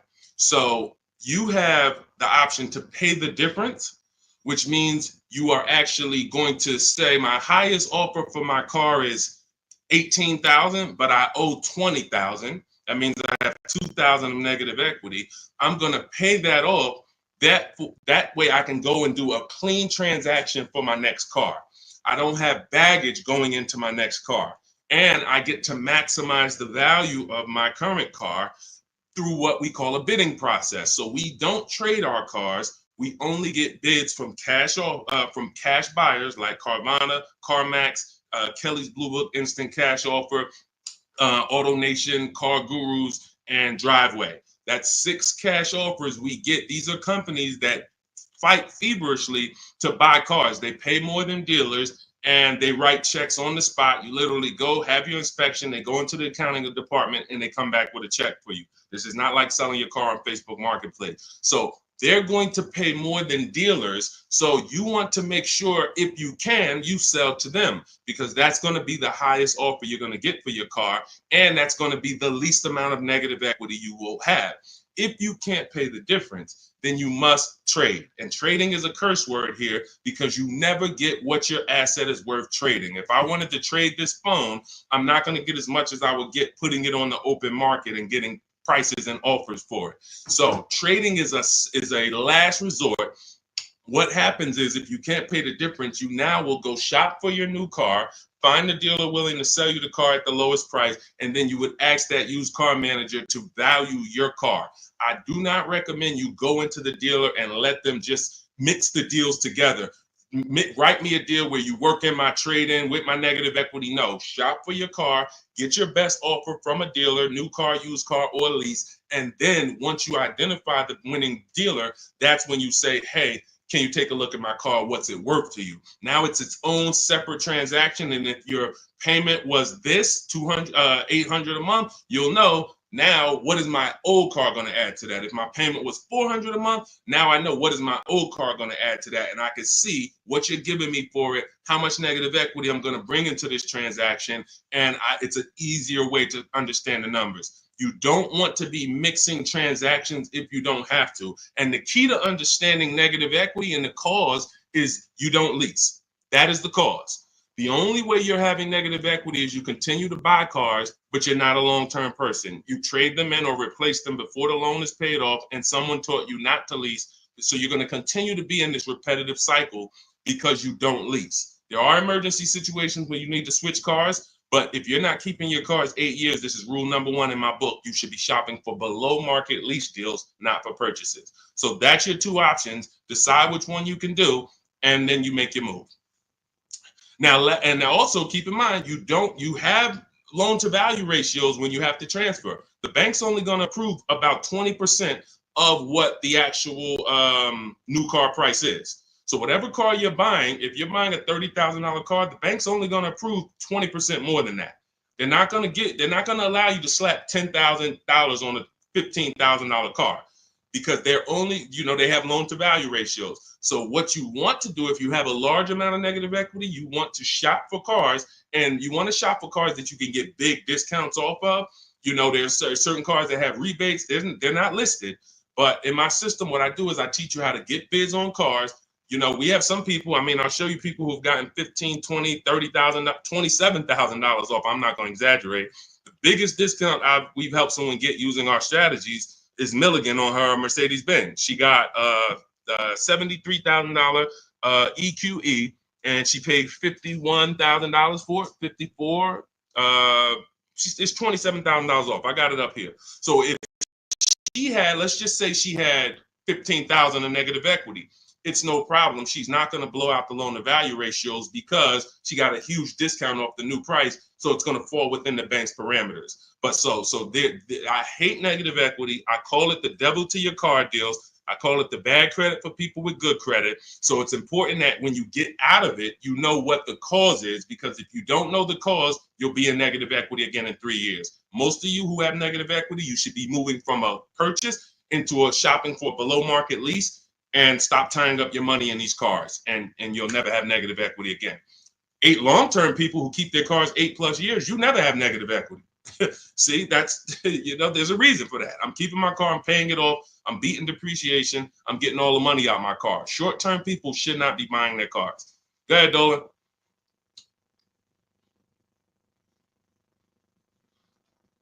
All right, keep typing your questions, y'all. We'll get to as many questions as we can in 45 minutes. Now, let me just actually say this. We have a 7-step process. Everything in my system is 7 steps. We don't go, see, a lot of times you don't understand what you should be doing first. Should I be focusing on my old car, my trade-in, shopping for a car first? What should I be doing first? So we have a system that you actually now have a process. It's 7 steps. First step is the most important question. That's leasing versus buying. How are you going to beat depreciation? Because you're about to buy a depreciating asset. If you buy a depreciating asset with no plan to address or beat the depreciation, you are going to lose like everyone else loses. So we need to see, am I going to beat depreciation with a long-term purchase, or am I going to beat depreciation with a below market lease? Long-term purchase, I got to tie up my money. My money's going to be in the car 3 years, 5 years, 6 years, but over time, the depreciation is going to cool off. I'm going to have a vehicle that doesn't depreciate much. Who has a vehicle that they've had for more than 10 years? Type the number of years you've had it in the comments. If you had a vehicle for 10 years, type 10, 12, even if you had it for more than 8. Let's go 8 because it's called the 8-year rule. If you've had it for more than 8, type the number of years that you've had your vehicle in the comments. Let's see how many long-term people we truly have, because not a lot of people are long-term.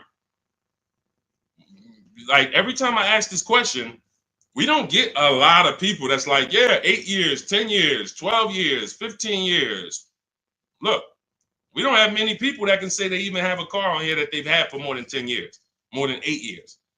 But you're tying up all this money in these cars, and then you're going and you're replacing them in 5 years and 6 years. And look, Sharon, 14 years. God bless you, Sharon. That's a long-term person. Look, Ray Johnson, 9 years. That's a long-term person. So they don't have to worry about depreciation. Their car right now is worth the same amount it'll be worth about a year from now. If Ray's car is worth $9,000, a year from now, it's going to be close to 9. He's beat depreciation. So if you're not buying cars to beat depreciation, you shouldn't be buying them, because you're not going to beat depreciation in the short term. You can't. It's impossible. The only way to beat depreciation as a short-term buyer is to get below market leases, because you're never tying up your money in that car. Not regular leases, below market leases. Big difference. Go ahead, Dolan. I see we had a question come from TikTok. Let's throw them up.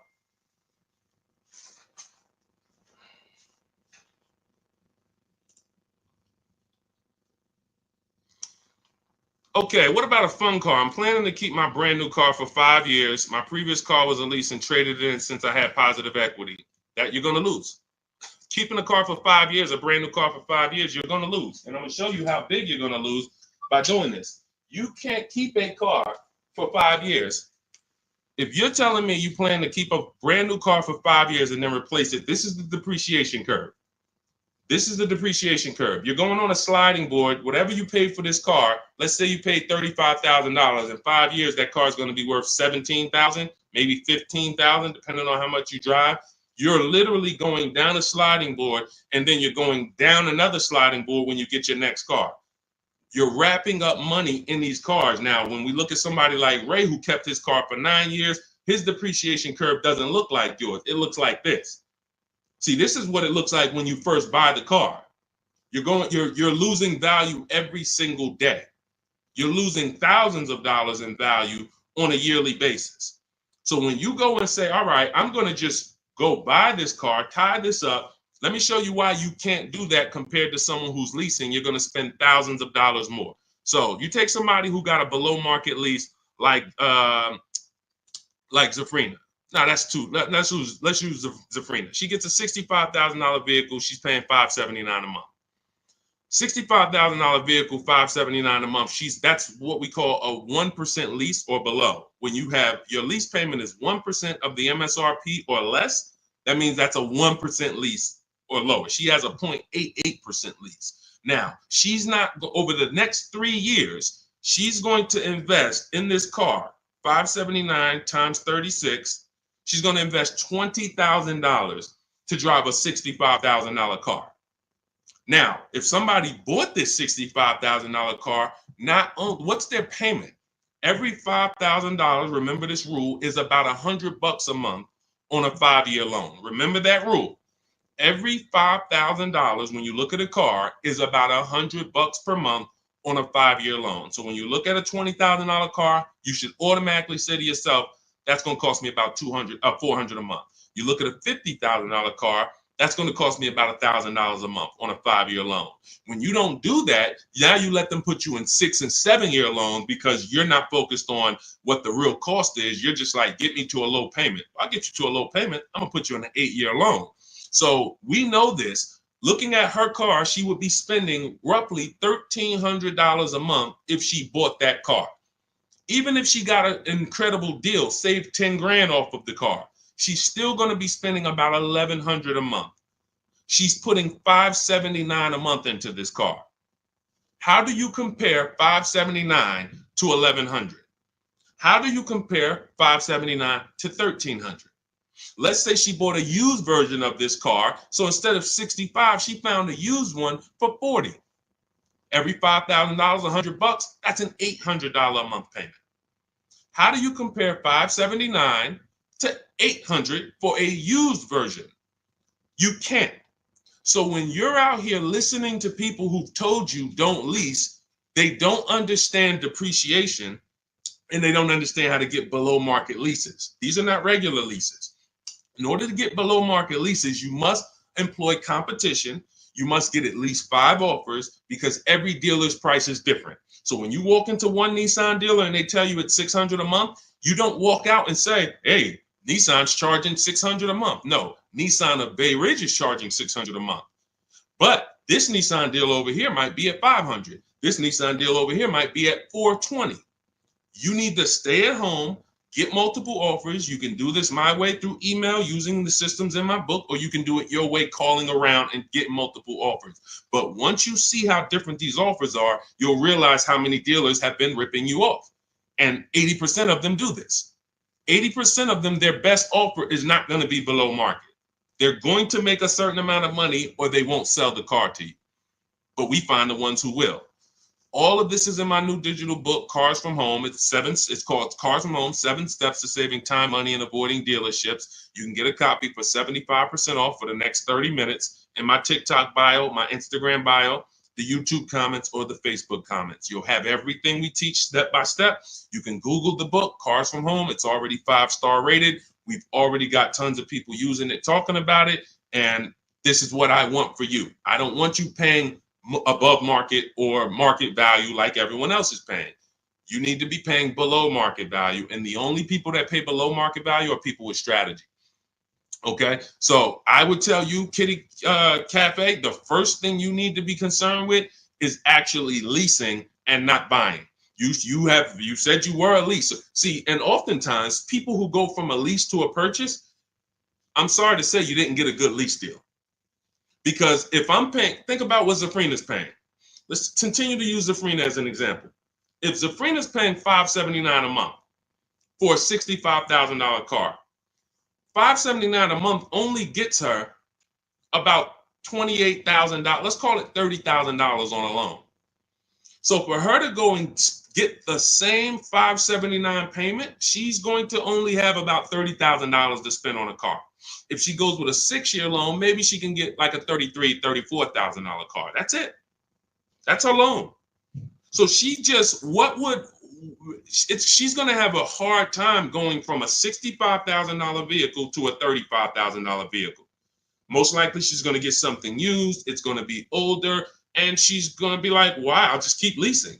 But if she was paying what other people are paying for this same Jeep, which is probably, I would say a lot of people for the same Jeep would probably be paying about $800, maybe $900. People with no strategy, they're probably paying $900 a month to drive this $65,000 car. It's easy to justify. So they're paying $800, $900 a month. Then yeah, she might say, well, maybe I'll just buy something because I'm paying almost $1,000 a month to lease. But that's the difference between a below market lease and an average lease. There's a big difference. All right. Go ahead, Dolan. Next question. The leasing versus buying thing is really, really what's hurting a lot of you. The leasing versus buying thing and the not getting below market leases. There's so many bad things about what's been out here with leases. It's horrific. I spend every day putting out information trying to dispel this. But I realize there is so many voices that have told you guys things. But here's the thing. I talk numbers and I show numbers. If you pay attention, the people who tell you about leasing never talk numbers. They never show you numbers. All they do is rent. Leasing is renting. Leasing limits you. You limit, they pick your mileage. You pick the mileage. It's so much bad information. But I've been leasing since I'm 22 in the car business. Got my first lease, Pontiac G6, $20,000 vehicle. I was paying $256 a month for it. Meanwhile, I had a friend, they're paying almost $500 for a Toyota Corolla. We both got a car for about the same time. They're paying 500. I'm paying 256. I'm seeing what they're going through with their car breaking down, getting older, because they kept the car for a while, getting older, and now I'm on my second car paying a low payment. And as a young person, you don't want a $500 payment. I didn't need a $500 payment when I was 22, just had my daughter. I needed that 256 payment. They had just had a family too, but they got to come up with 500 a month to drive about the same price car. The Corolla and the Pontiac G6 at that time were about the same price. You can't justify to me in any way that that makes more financial sense. There's nothing you can say to me unless that person's going to keep the car, pay it off, and then keep the Corolla forever. If you're going to keep the Corolla for 10 years and then you pass it down to your daughter or your son at their first car and now you just got an extra car, that's a different story. You shouldn't be leasing if you're that person. But if you're a 5-year, 6-year owner, 7-year owner, and you're just paying these high payments, you pay your cars off and then you go back into another finance, you're just overpaying. You're throwing thousands of dollars out in the garbage, and there's no way around it. You put me against anybody. You put me on the stage with Dave Ramsey himself, the guy who has programmed thousands of people never to lease cars, and you give me 15 minutes. I don't need 2 hours with Dave. I don't need to debate you for 2 hours, Dave. If we're not talking about investing in mutual funds, you do a great job there. We're talking about the financial aspects of below market leases. Let me show you what a below market lease looks like. Let's consider what a person who buys their car is going to pay versus the person who gets a below market lease. Let's look at the resale values of this person who buys their car. When they go to trade that car in, what they're going to get back. And let's look at the net money they have lost compared to the person who got the below market leases. I will prove it to you in 10 to 15 minutes. And are you willing to tell your millions of people that you have programmed incorrectly because you know nothing about buying cars? You have programmed people based on you being a financial advisor, not a car person. You haven't seen thousands of car transactions to be able to say what you're saying. I've been involved with credit. Credit's a big part of what I do over the last 15 years. I don't teach it. Why? It's not my expertise. It's not my lane. It's easy for me to say, hey, I got a lot of people need to know about credit. Let me just start giving y'all some credit advice. No, because I respect the people who have learned credit to the T. Dave Ramsey decides I want to teach about cars. That's where he has led millions of people astray. And he has thousands of people investing in cars, short term, losing on resale, getting killed by depreciation. And they're like, well, Dave told me to do this. It's hard. It's hard to help. It's hard to get those people to unlearn. Go ahead, Dolan. Next question. Keep typing your questions, y'all. We will get through as many as we can in the stream. Good point. I only financed as I wanted to upgrade from my lease. My lease was $180 a month for 36 months. That's a big change. $180 gets you $10,000 on a finance. That's all $180 a month gets you. Now, if you put money down, that's different. Obviously, there's a lot of cars most cars don't lease for $180.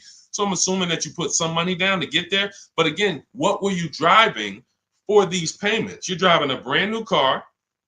There's no comparison. When you're getting below market deals on leases, there's no comparison. Again, let's look at Charles. Charles gets a Palisade, $48,000 vehicle. Some people, and you may own one of these. And if you were honest, you say, Deshone, I own that vehicle. How much is your payment? No money down. Probably $800-900 a month. Probably $1,000 a month. He's paying $597. Some people say, oh, Deshone, don't they limit you on mileage? No, you pick the mileage. Look at Jen. Jen got her Honda CRV. She's paying $512 a month. It's a $40,000 vehicle. That's normally $800 a month to buy on a 5-year loan. She's paying $512 a month, and then she upgraded the mileage from $12,000 to $18,000, and her payment went from $512 to $563. 40 some odd dollars. She gets to drive as much as she wants, as she needs to drive, not as much as she wants to drive, as much as she needs to drive. And the problem that that you may have with leasing is you didn't get the mileage you needed, and then you started blaming the lease. You knew you drove 15,000 miles a year, but instead of getting 15,000 miles a year, you took the 10,000 mile a year option. You looked at the payment for 10,000 because you might have not been getting a below market lease, so the payment was high, and you're like, okay, well, just give me the 10, and then you know you needed 15, so now you're going to pay the penalty based on not the lease's fault, based on you. You could have paid $45 more per month, got every bit of mileage you needed, and then you could have enjoyed your lease hassle-free, dropped it off in 3 years, no problem. So people are blaming the lease for their lack of understanding about how they should. They don't pick the mileage for you on the lease. You pick the mileage. We got people who drive 25,000 miles in lease because they don't want to keep their cars tied up and have that depreciation on a car they own. If they drove 25,000 miles, any high mileage drivers, type HM into the comments. Any high mileage drivers, you drive over 18,000 miles. If you bought your car, tied up that money in that car, and depreciated it with high mileage, that car is going to be worthless in 3 years because you put 75,000 miles on it, and then you come back to replace it, and you have 15 grand of negative equity, and you wonder why. You depreciated the car. Meanwhile, when I was at Hyundai, I worked at Hyundai as a manager for 6 weeks. I had a guy who came in, he was dropping off his lease. I learned something incredible. I said, car had 72,000 miles on it. I said, you leased this? He said, yeah, man, I used to buy. I stopped buying because I would always have negative equity. I only lease now. 25,000 miles a year. I drop it off every 3 years, get me a new one. I'm in sales. I looked at his lease contract and I saw that his payment was less than $200 a month more than what a normal below market lease on that Sonata was. If a normal below market lease was $350, he might have been paying like $550, $525. It wasn't $700. He was paying a couple dollars more, but he could drive 25,000 miles a year, drop that thing off, never have to worry about negative equity. Mileage doesn't stop you from leasing. It's not about how much you drive. It's about how long you're going to keep the car, because a below market lease is how we beat depreciation or long-term ownership. Nothing to do with how much you drive. You pay for the mileage whether you buy or lease. Doesn't matter. Go ahead, Dolan. Keep typing your questions, y'all. We'll get through as many as possible. What's up, Ashley? What's up, Kenyari? What's up, Boss Babe? Ashley, good to see you. But I made my wife lease a brand new electric Equinox, $350 per month, and no sales tax. The $180 was a 2021 Corolla lease before the chip shortage for $3,000 down. Solid. These are the things that you don't want to get away from until you're ready to keep a car long term. If you are leasing and not keeping cars 8 years, keep leasing. Make sure you're getting multiple offers so that you can get these below market leases, so that you're not paying these prices on the commercials that you see with $5,000 down and all of this tax that's not included. We are getting below market leases, and in order to do that, you must get 5 offers, at least 5 offers. Now you get these below market leases, and you keep doing that until you are ready to buy something. Because as Cafe just said, if he's paying $3,000 down, $180 a month, somebody who bought that Corolla is paying $3,000 down, $500 a month, because a Corolla is probably about 25 grand now. So that's a $500 a month payment with their taxes that they're paying when he's paying $180. This is not, look, for a brand new electric Equinox, he's paying $350 a month. This is someone else who knows how to get great lease deals, whether he's negotiating for them or whether he's calling around getting multiple offers. It doesn't matter. He's getting prices that you are not getting. And that's the prices we get. You want to understand that all prices aren't the same. There's below market price, there's market price, there's above market price. Above market is for the people with no strategy. You just walk in and you sign the deal. You might say no one time, and then the next offer you sign it. Market value is for the negotiators who are trying to feel for the bottom. You don't know where the bottom is, but you say, hey, take $2,000 off. We got a deal. Give me invoice price. We got a deal. You're paying market value. You're not getting anything special because there's hidden money, rebates, incentives that you don't know about. There's markups in the lease contracts, in the money factor, money hidden you don't know about. And you'll never know about it until you get multiple bids. But below market price is reserved for the people who are shopping multiple dealers. We do it from home, getting multiple offers, and now you're paying $350 a month for a car that other people are paying $600 a month to own. You cannot justify pulling up in the same car and one of you is paying $350, one of you is paying $600. But the one who's paying $600 says, well, I'm going to own this. But by the time you pay it off, you're just going to turn around and get another car and do it all over again. So you never win, ever. It's a bad way to move. Go ahead, Dolan.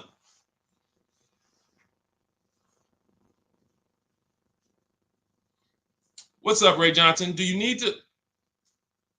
Hold on. Do you need to know all the bells and whistles?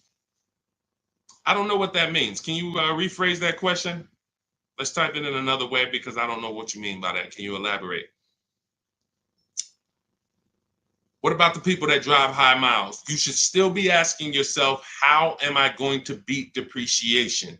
The first step in my process is to determine what I'm going to do to beat depreciation on this depreciating asset I'm buying. So if you're a high mileage driver, you drive more than 18,000 miles per year, you're depreciating your car so rapidly that in 5 years, you're going to have, call it 100,000 miles plus on the vehicle, but your loan does not move that fast. Most of your loans are going to move this way, but your depreciation is moving like this because you are just using the heck out of the car.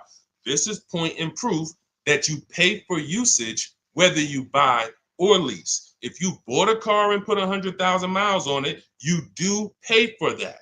If the same person bought the same car, but they only put 50,000 miles on it, their car's worth more than yours. They can sell it for more. So you lose based on your usage.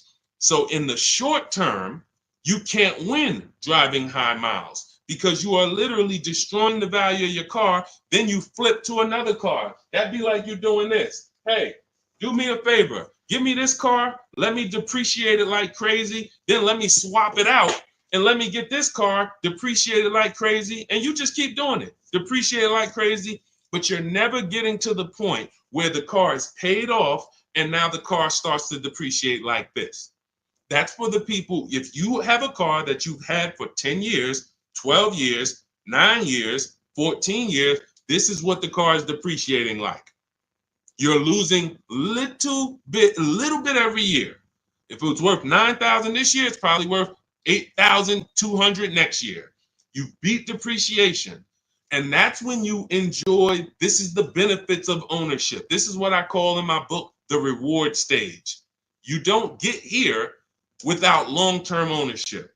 And if you're not built for long-term ownership, that is okay. But what you should be doing is doing what my client who was in Hyundai did, doing your high mileage lease, shopping for a below market lease, and then driving the mileage you need and dropping off your car in 3 years and going and getting a new one over and over again. You're never tying up your money in these cars. If you're going to tie up your money in these cars, you better have it in there for the long run. If you're going to tie up your money for 5 years in a depreciating asset, you are losing money in depreciation. Like you can't get it back. That's why you're never happy with what the car is worth. When you come and find out what your car is worth, you're like, I can't believe that's all you're giving me for my old car, because you're thinking about how much you put into it. Long-term owners like this, those of you who have cars that you kept for 12 years, you're not thinking about the resale value, right? Right or right? You're like, Sean, I got so much money out of this car. I had this car, man. The transmission went out. I put a new transmission in it. I got my money out this car. That's the benefit of buying. And if you're not buying, you should be if you're not getting there, you should be shopping for below market leases, never tying up your money in these cars to begin with. It's only two ways. Get out the middle. It's three people: long-term keepers, short-term leasers. Then it's the people that's stuck in the middle. You buy your cars, trade them in. You lease the car, you buy the lease. Stuck in the middle. Go ahead, Dolan. All of this is in my new digital book. If you're like, Deshone, there's no way I'm going to remember this. You can get my new digital book. It's called Cars from Home, 7 Steps to Saving Time, Money, and Avoiding Dealerships. It's already 5-star rated. Thank you to everyone who has rated and reviewed the book on Goodreads. We appreciate you. You can get your copy. It's normally $97, but for the next 30 minutes, you can get your copy for $24, which is 75% off if you get to my TikTok bio, my Instagram bio, the YouTube comment link, or the Facebook comment link before the 30-minute timer hits zero. After the timer hits zero, price does go back up to $97, and it's worth every penny of $97. This book will be the top 3 most valuable books in your library. And when I say valuable, I mean the books that save you money. There's only a few books. I got a bunch of books. You guys can see I'm grabbing them. There's only a couple of these books that have actually put money in my bank account or helped me save money. There's not a lot of them. This will be the top 3 most valuable books to your bank account. That's all I care about. So go grab your copy, TikTok bio, Instagram bio, YouTube link, or Facebook comments, and you'll have everything we teach in the blueprint of how to get below market leases, below market purchases, below market new cars, used cars, high mileage driving. Everything is in there step by step. It's a blueprint. All right. Go ahead, Dolan. All right. Buy a car for the first time. I'm going through my bank. My budget is $8,000 and I finance the rest. So you have $8,000 cash. You want to see, can I get a vehicle without using that cash? So if you're talking about financing, first thing you want to decide is, what can we get without a down payment? So depending on where I want my payment to be, let's say $350 a month. Maybe I want it to be $350 a month for 5 years. Well, can I get a car with everything I want, everything I need, $350 a month for 5 years? That's my budget. If I could do that, I don't need a down payment. Now, if you say, okay, $350 a month for 6 years, no money down, that's a little more money. If you say, all right, $350 a month for 5 years, but then I'm going to use some of my down payment. Now I can get even more car. And then your max budget might be $350 a month with my down payment for 6 years. See, all of those numbers didn't change, but the terms changed and what you bring to the table changes. That budget doesn't change, but you don't realize if I get a car for $350 a month for 5 years, I paid less than if I get a car for $350 a month for 6 years. So these is how we budget. I actually have a tool in my book called the Perfect Budget Calculator I created, where you put in your preferred down payment, you put in any equity you have from your old car, you put in your max monthly payment, you put in the average interest rate, and it'll give you up to 6 goals that you shop from. So when I went and got my used Infiniti truck, I had 6 goals. One of them was no money down 5 years. Next one was no money down 6 years. Third one was money down 5 years. Money down 6 years. Then the fifth one was money down and the equity I had from selling my old car. And then the 6th one was money down, equity, and 6-year loan. See, there's multiple ways to budget where you don't go over your max. But I find the problem is when we budget with our max in mind, I only want to spend $500 a month, $500 a month, $500 a month. You usually go in and you spend what? $600, $550. You're putting $1,500 on a credit card because you didn't calculate the taxes. The tool in my book, the Perfect Budget Calculator, calculates the taxes in your state. So you don't go in and say, oh man, I didn't know there was another $3,000 in taxes and fees. Who's had that happen? Oh man, I thought we was making a deal, but you forgot about the taxes and fees. See, all of this stuff you don't realize should be normal in a complex financial transaction. But what they've taught you in the car business is to just treat car buying like you're buying a TV because it makes them very rich. I've been in the business for 14 years. I sat next to people who I know shouldn't be in the business, but they're not going to get them out the business. They make a lot of money for the dealerships. They'll always have a job. Even if they get fired here because the customers start complaining, they'll go there and they'll say, hey, look, I made $300,000 at my last place. Oh man, when can you start? These people are always going to have a job. So when you look at the industry and say, okay, if this is what the industry is like, what do they care about me? They don't. The 20% of dealers who get up every morning and they do the right thing. They want to beat their competition. They're honest. They want to make sure that they're giving you the best service. It's 20%, 2 out of 10. You're going into your local dealer and you're buying from them, not realizing that's an 80% dealer. All they do is make a lot of money on their customers. If they can't make a lot of money on their customers, they won't sell the car. And you know what's beautiful about the car business? For those of you who are wolves and sharks and evil, it's not about the customer winning. It's about you making the customer think they won. I'm going to say that again. For those of you who are like, what business could I get into where I could make 200 grand and I don't need to have morals as long you are trained to make the customer think they won. And that's all it's about. If that's why you start high and you come down. If you know your price on your car is 600 a month, you start at 800. This is what the worst people do. You know that the full price for your car is 600 a month. When Mr. Jones sit down, hey, Mr. Jones, all right, we got a great proposal for you. Great news. We're going to make you a great deal today. Your payment's $790 with $2,000 down. What? That seems like a high for this car. The car's only this. That seems real high. And then I didn't even want to do any down payment. All right, so you didn't want to do a down payment. So, all right, look, if I could get the down payment out, your payment would go from $790 to now it's $840. No down payment, though. What's more important than you, the payment or the down payment? No, well, both. But what's more important? If you had to pick one, well, I really don't want to do any money down. All right, so right now we're at $840. Where can we agree? I'll talk to my manager. Where can we agree that you'll be happy? Because I want to make you happy, Mr. Jones. Nah, I mean, I'm thinking of paying I really wanted to be at 500, Mr. Jones. I understand. Where'd you come up with that number? I just thought, like, I'm looking at the car. I'm thinking, 500 seems fair, but follow me, Mr. Jones. You're looking at this car. You know where the demand is. You know there's no cars around. This is all stuff that's not true. You don't know where the demand is because you haven't shopped. There's no cars around. You don't know that because you haven't shopped. But these guys we are absolutely trained to, if you want to use your powers for evil, it is very easy to get you. That's why we don't shop that way. I would never send you in to deal with people who negotiate every day for a living like this. Your power is being at home, having multiple dealers compete for your business, and that's how people like Tasha get these deals.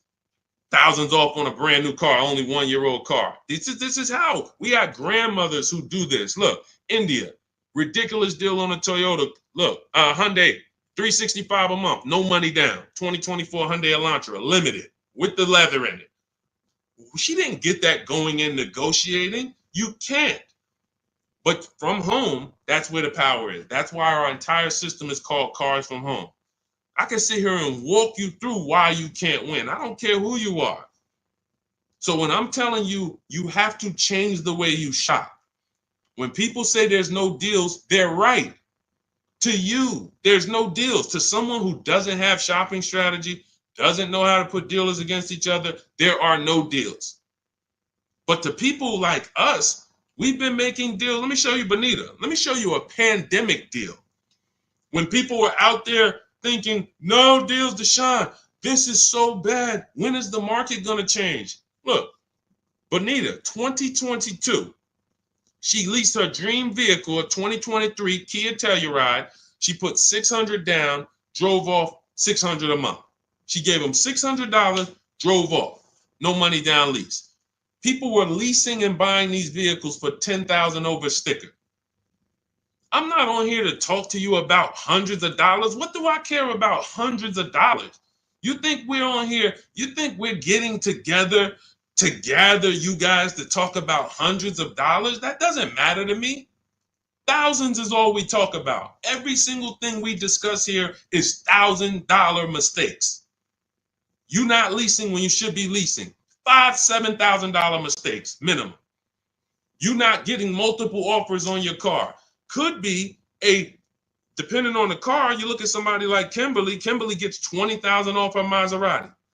$20,000. Sean gets $20,000 off his F-150 Lightning. These are just some of the, look, even somebody like Tiffany, let's take a smaller discount. She gets a Mazda CX-90. She gets $6,500 off.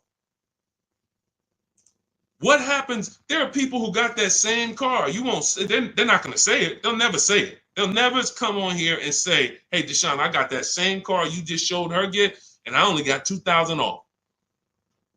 They won't say I overpaid by $4,500 because I didn't know this. But I'm telling you, I know this because I've been working with people around the country. So understand, we're not here to talk small numbers. When we're tapping in, we're asking you to tap in, lock in, so that you can actually keep thousands and thousands of dollars in your bank account instead of putting it in these cards or giving it to these dealers. That's it. So everything we discuss is out of my new book, Cars from Home, 7 Steps to Saving Time, Money, and Avoiding Dealerships. It's a 7-step process. Doesn't matter whether you're leasing, 7 steps. Doesn't matter if you're buying new, 7 steps. Buying used, 7 steps. You want to sell your leases, which who didn't know you could sell a lease? Put a question mark. Who didn't know you could sell a lease? Type a question mark in the comments. Question mark. Deshone, what do you mean you could sell a lease? Okay, thank you. We're renovating with the jeans. Okay, look, Lynn, Brooke, Miss Tucker. Look, how much does that cost you? Not knowing, and we begin to teach people to do this during the pandemic because every single car was $7,000 to $10,000 more than it was truly worth. So a Jeep Grand Cherokee, I sold my Jeep Grand Cherokee for $28,000 after I had leased it for 3.5 years. 39 months, I leased it, and then I sold it for $28,000. The vehicle, brand new, was $35,000. Brand new, that Jeep Grand Cherokee Laredo that I leased for $330 a month, paid $330 a month for 39 months. I sold it for $28,000. CarMax won the bid, and I put $9,800 in my pocket. I helped my mother sell her lease on her Mazda CX-5 for $10,200 in equity she put in her pocket. Now, those equity numbers don't exist anymore. That was a once-in-a-lifetime seller's market, well, so far in our lifetime. So far. There's people who still want that. They still are basing, and you may know people who are like, hey, well, I'm going to buy this car and I'm going to flip it because I bought a 2019 Mustang and then I sold that Mustang in 2021 and got all my money back. Try that again. You're going to lose everything. It's over. It's over. That was a limited inventory, global shortage, chip shortage. Everything's worth $7,000 to $10,000 to $12,000 more. Those who cashed out won. Those who cashed out at that time won big. You can look back over history, and I helped a lot of people do that. You can look at my videos. Some of my biggest videos, 5 million views, 3 million views, was how to cash out. People coming on there, yo, I just sold my lease. I made $7,000. Yo, I made $10,000 because of you. Yo, I sold 2 leases. I'm telling everybody during the pandemic, cash out, cash out, cash out, cash out. You won't be able to do this again. But there's still money to be made if you have equity in your lease. There's still $2,000, $1,700, $3,000, $4,000. Some of you low mileage people who you lease, but you only drive 5,000 miles a year. There's equity there, but you got to know how to get it. You got to know how to get bids. What's the process? And get we get bids from CarMax, Driveway, Carvana, Kelly's Blue Book Instant Cash Offer. What is that strategy alone worth? Just the cash out, just the equity assessment, step 2 in my process is worth. For those of you who trade in cars, that right there, 1 step out of my 7-step process is going to be worth thousands of dollars to you. So you can get my new digital book, Cars from Home, 7 Steps to Saving Time, Money, and Avoiding Dealership, and you can get it for 75% off. That's my welcome offer to you, but it's only for 30 minutes. You go to my TikTok bio, my Instagram bio, the YouTube comments, or the Facebook comments, click that link and get your copy for 75% off. You won't even pay the $97 price. You'll pay $24, but you got to get there before the timer goes to 0, and then it goes back up to $97, which is worth every penny.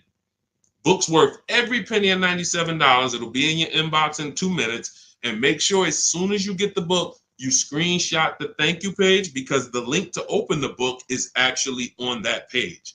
You open the book on that page, and I also email you a copy, but my support team's email is actually on page as well, because sometimes you type your email wrong, you're typing fast, you're trying to hurry up and get it before the sale ends, and then you end up typing your email wrong. We can't send the book to a wrong email, so that you'll have my support team's email there. But this is the most serious thing outside of buying a house. There's nothing more serious to me. And some of you are not going to even buy houses.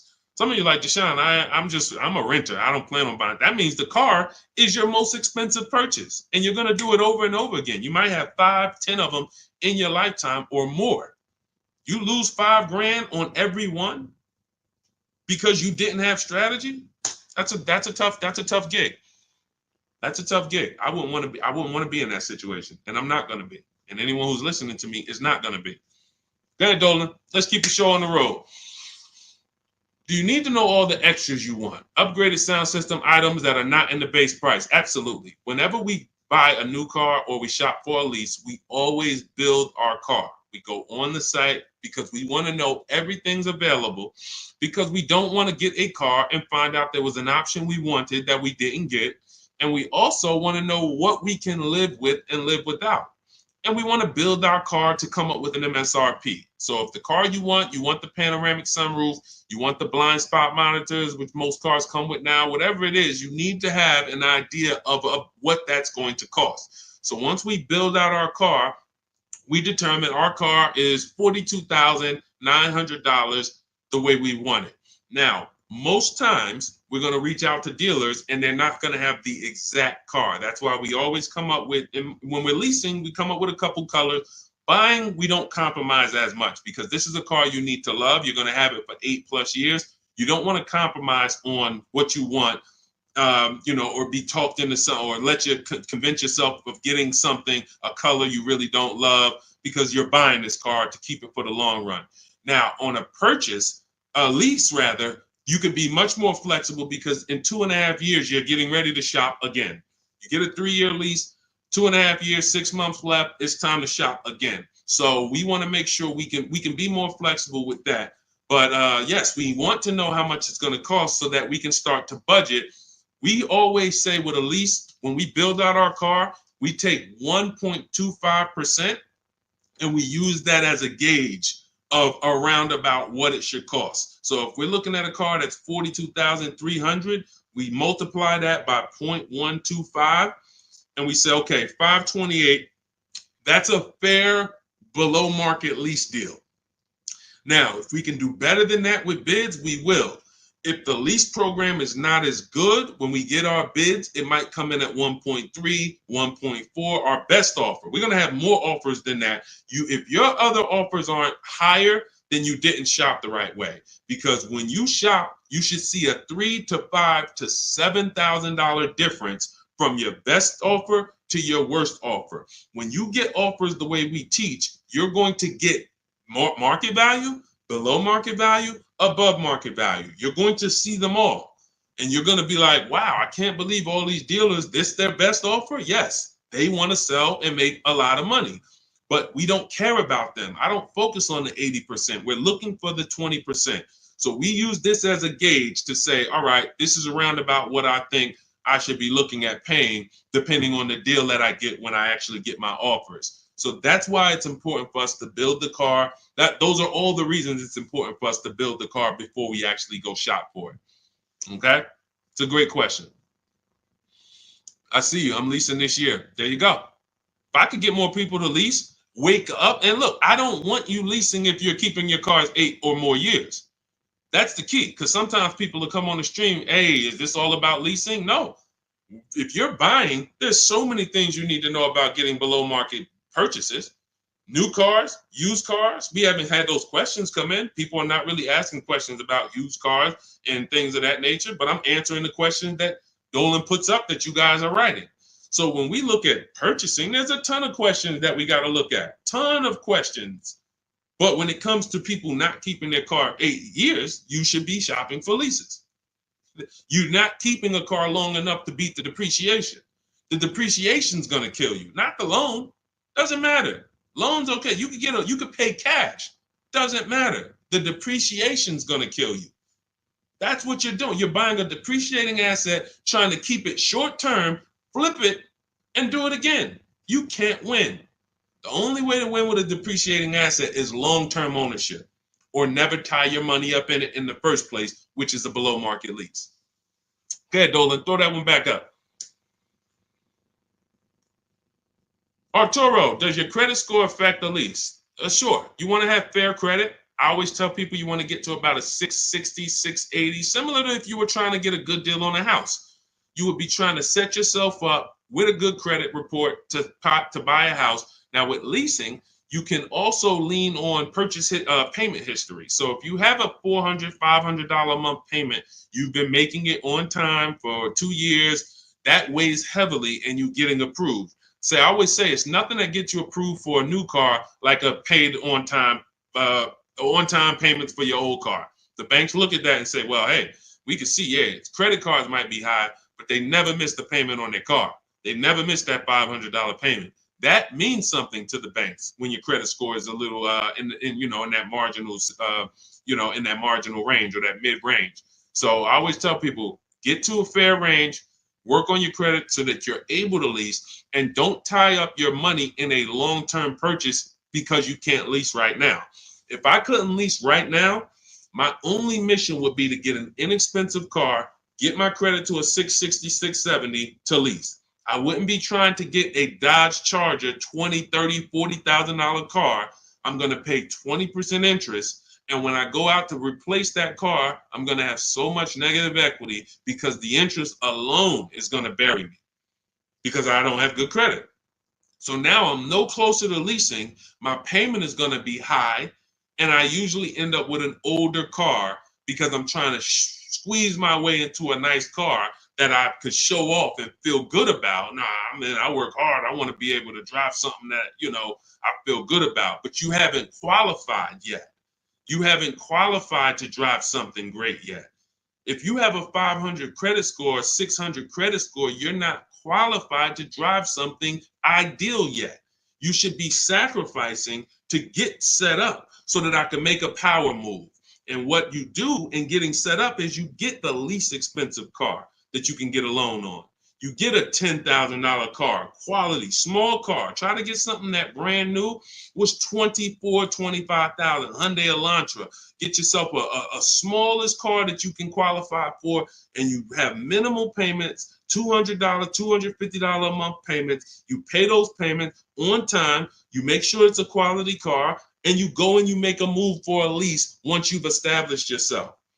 Or you can just do what other people do and say, you know what, who could get me in this brand new whatever, or who could get me in that, used Mercedes? And you're going to lose in every way. The quality of the car is not going to be ideal. The loan is going to be out of control. The interest is going to be great, ridiculous. You might not get a great price on the car because you come in looking desperate. You need a car, not want a car. You need a car. So nothing is working for you. Everything's against you. So it's much better for you to discipline yourself. Say, look, I don't mind driving something that I don't feel great about, but I'm working on my credit. I'm going to make these payments on time. I'm going to get myself to a 660. I'm going to have 2 years of on-time payment, and then I'm pulling off the lot in a brand new lease. Power moves. That's a plan. Go ahead, Dolan. And in my book, that's called the SMART car strategy. It stands for saving money at the right time. If you can't qualify for a lease, your only goal should be to set yourself up to lease. Now, if you're buying and your credit's not good, I'm an 8-year person. I keep my cars 8 or more years. Nothing wrong with buying a higher priced car and refinancing it later. So if you say, hey, I need to get, if you're a long-term person, your goal should be get a great price on the car. You're going to pay more in interest and then fix your credit. And instead of changing the car in 2 years to a lease, you would change the loan, refinance, and then you would keep the car. So it's depending on long-term versus short-term is everything. That's why in my book, it is step 1. You need to know from the get-go, am I a long-term person, 8+ years, or not? Because that's going to be the foundation we build on. Everything else comes after that. Karen, thank you for helping with my digital book. I wasn't checking my email. Of course. We want to use car. So you're just following the multiple marketplace strategy. There's steps before that. And here's what I tell you, guys who have my book, ask yourself, what step am I on? This is what I tell everybody that I work with. Ask, what step am I on? Because if you're doing step 3, but you have not done step 1, that's a clear indicator. Oh man, I haven't done step 1. Step 1 is leasing versus buying. Most important question. How are we beating depreciation? We go into deep. I show you lease scenario, purchase scenario, lease scenario, used car scenario, to make it very clear that if you set out to buy, but you should have leased, can't help you. You're lost. And I talked about that earlier. We ran Zafrina's $579 a month payment versus what a new car would cost her, which would be $900 or $65,000 car. That would have been $1,100. Or a used version was $800. So you can't compare that. If you go out and you get a great deal on a purchase and your payment's $700 a month, then that means that lease payment probably would have been $400 a month. It's no way to, how do I get out of this? You shouldn't have been in it. That's why this is step 1. So what was that question? What was that question? I don't even know how I got on that. Oh, you said I want to use car. Yeah. So we want to, so you want to ask yourself, where am I at in the process? Because we're not in the market until step 5. Step 5, we're in the market. That's when we're on our marketplaces, shopping, narrowing it down. We have specific ways we narrow down used cars. This is not just general information that you could find on social media and you Google it, how to buy a used car. Yeah, good luck. That stuff means nothing. Car salespeople are been watching those blog articles for years saying, okay, this is what they're coming to do. Don't tell them you have a trade-in. Okay, good. Stuff has been around for 20 years. What we're doing is we're narrowing it down when we get to step 5, based on title history, service records, accident history. Then we're narrowing it down and we're coming up with our top 5 choices, top 3 to top 5. Then we're verifying who has bogus fees, who put one price online that they're not going to honor. So all of these, this is my top 5 list, but some of these might be fake prices. So we need to verify that. And then we're going to get the new car price to find out what the true discount was. How much was this vehicle brand new? When I bought my Infiniti truck, I narrowed it down to 4 choices. They were all white, between $30,000 and $32,000. Sounds similar. They're not. You're looking at 4 white Infiniti trucks between $30,000 and $32,000. Similar miles, all 2020s. They were 3 years old at the time. Looking at all 3, whoa, these vehicles look similar. Once I got the brand new price, I found out one of them was $46,000 brand new. The other one was $48,000 brand new. The other one was $52,000 brand new. And the one I ended up getting was $54,000 brand new. Big difference. See, so what seemingly was close was nowhere near close. The furthest apart was 54 to 46. It's an $8,000 difference between the least expensive one and the most expensive one. But without the brand new price, you don't know that. You're choosing the wrong vehicle, thinking, oh, I got a good deal. No, the good deal was that other one that you didn't pick because you didn't have the brand new price. So that's step 5. But we got plenty of things we do before that to verify the DNA of the vehicle, check the data. And look, let me be clear. It takes me 90 minutes to buy cars. I'm not putting a system together that takes days. I'm not going to do it. It's not necessary. Choosing your vehicle, that might take you days. Going and looking at cars, test driving, that might take you days. Deciding what you want. We call that shopping. That's a step in my book. Shopping, not buying. That's deciding what you want. But once you know what you want, 90 minutes. Now, first time you use our system, it might take you 2-3 hours because you're just learning. You're overthinking. Haven't trusted our process yet. That's normal. But once you see, wait, this is simple steps. I'm going to websites, putting information here, looking at this. This is stuff a high school kid would do. If I could teach a high school kid to buy a car, it'd be easier than some adults because they don't have to unlearn much. Adults, it's like, hey, but I don't have to go into the dealer. Hey, Deshone, I went into the dealer and this is what they said. Deshone, my dealer called me and they said this. Well, when did I tell you to talk to the dealer? I thought you were coming to use our system because you didn't want to talk to the dealers. Yeah, you're right. You're right. Just see, that's overthinking. Now that doesn't mean you're gonna lose because we got a lot. That's how a lot of people come. You're trained to do things one way. You have to unlearn that. But once you see what we do, you're like, man, I can do this again next time. It'll take me 2 hours. I get any car I want in the country, Bentley, Rolls Royce, Corolla. It's gonna take me 90 minutes because I'm using the internet. We're emailing. I'm not getting in my car and driving to a dealer. So that's what we need to focus on. I know you have the book. Make sure you're asking yourself, where am I in the process? Start with step 1, just check them off. Step 7 is delivery. So when you check off delivery, you're done. You got your car. All right. Everything that I'm teaching is in my new book. It's called Cars from Home. It's a digital book. It's called Cars from Home, 7 Steps to Saving Time, Money, and Avoiding Dealerships. You can get your copy for 75% off. It's part of my welcome offer. It's normally $97. But if you get to my TikTok bio, my Instagram bio, the Facebook comments, or the YouTube comments before the 30-minute timer hits 0, you got your copy for 75% off, which is $24. And it'll be in your inbox in 2 minutes. So once the timer hits 0, price does go back up to $97. And it's still worth every penny at $97. Go ahead, Dolan.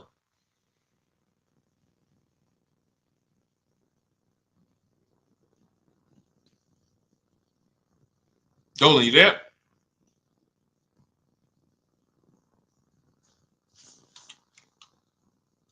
All right. Is it worth buying a BMW or Mercedes brand new or pre-owned certified? That's a matter of budget. As long as you're going to keep the car 8 years, the only difference between a new or used purchase is budget. And if you can afford both, now it's about your values. Do you want a new car because you only buy a new car every 10 years and you're like, man, I'm going to treat myself, I could afford it? Or do you want a pre-owned car because you're like, hey, I want to treat myself, but I could also take a 2 or 3-year-old one and I'll be just fine with that.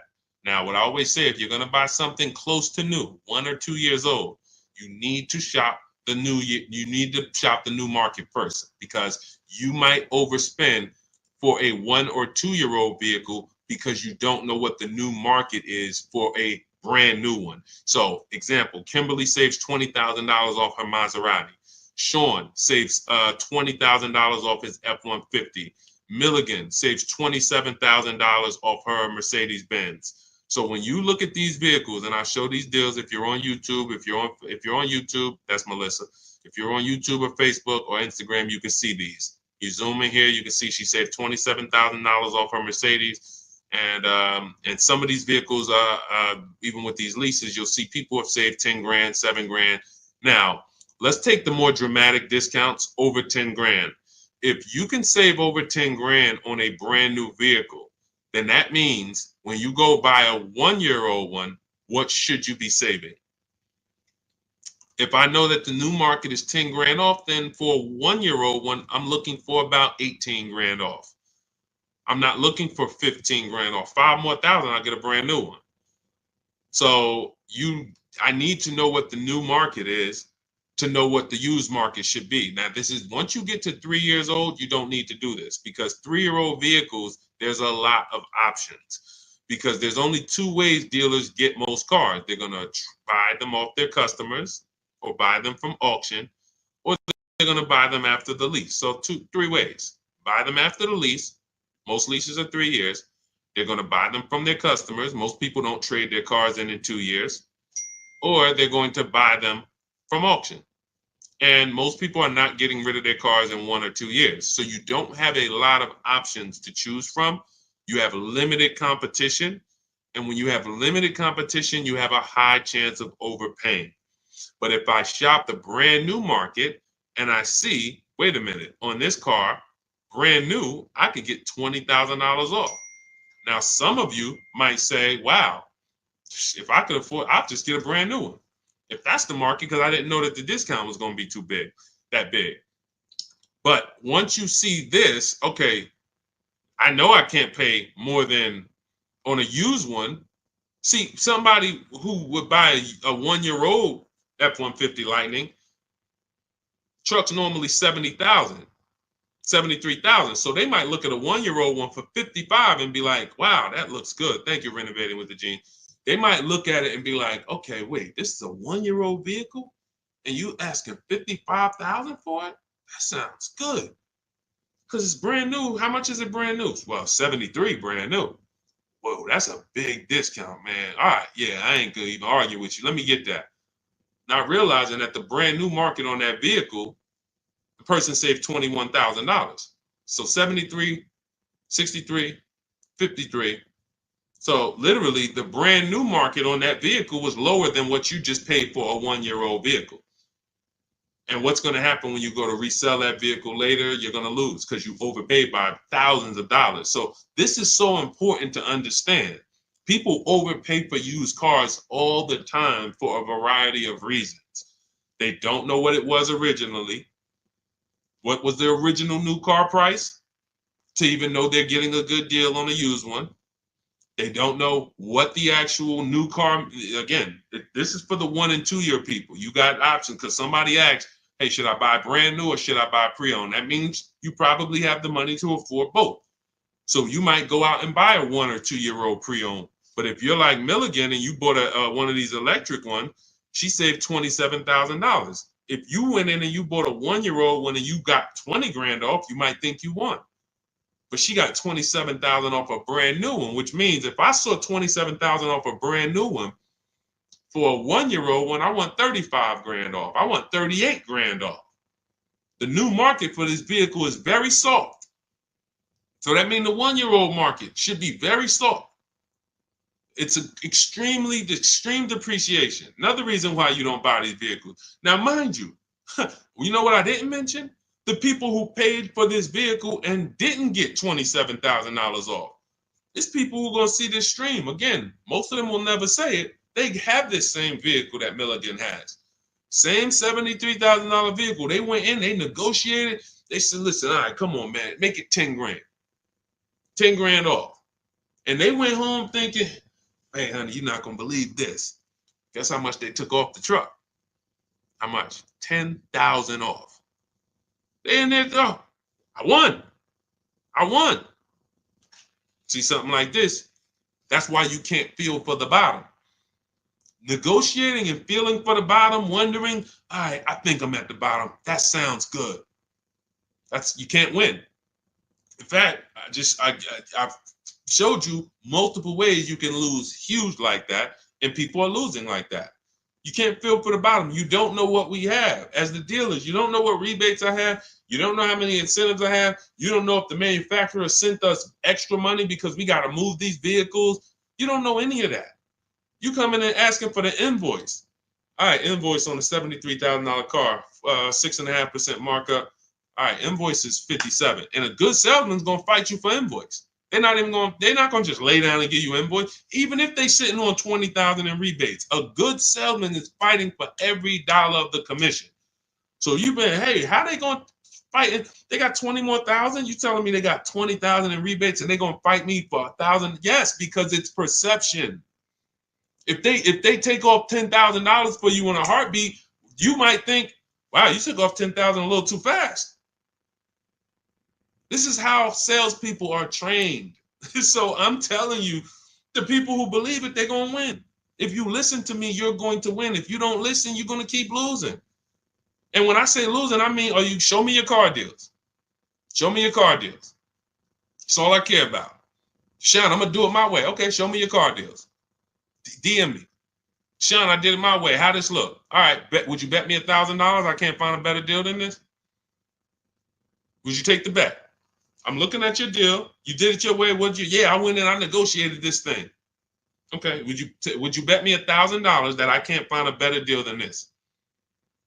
Oh, nah, man. I don't think I want to take that bet. I know you don't, because you don't have confidence that you actually got the below market deal. You might have got the best price from that one dealer. I don't doubt that.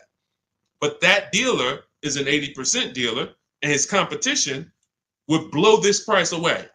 But because you didn't talk to his competition, you never gave his competition an email, you never gave them an opportunity, you don't know that they would have beat this price by $3,000 or $5,000 or $10,000. That's what we do here. That's what Cars from Home is. That's why our system is called Cars from Home. All our deals, 90% of what we do is from home. 90%, and sometimes 100%. Only time we can't do 100% is if a dealer doesn't deliver or we're buying a used car. Used car, we must go to the dealer. We must test drive that. That's our last step in our process before we lock the deal up. We cannot, but we've had tons of people who never left their house. I have a couple of them on here. Delivered the cars. Yeah, we got people on here. Leasing process went quick. Sent the email. Anyway, I could pull up a bunch of people who just did. That's simple, because dealers who are, this is 2024. Like, people think Carvana is the only place that delivers cars. There's plenty of dealers, especially the 20%, that'll bring the car right to your doorstep. Look, about 5 days I walked out. Yeah. Anyway, all right. I think we've done enough. Look, everything that we've taught today is out of my new book, Cars from Home: 7 Steps to Saving Time, Money, and Avoiding Dealerships.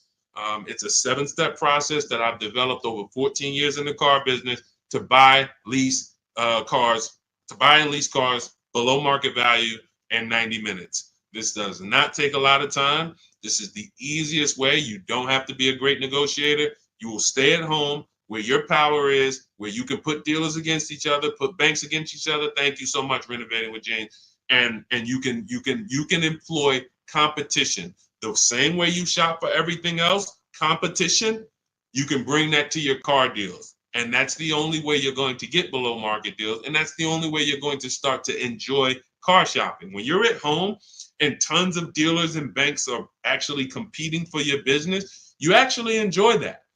That's why when you see people like Teddy, who said that I will never lease another car any other way. Look, suppose it's a bit wordy. Look at Teddy. You got his BMW 2024 i4 M50, $73,000 vehicle.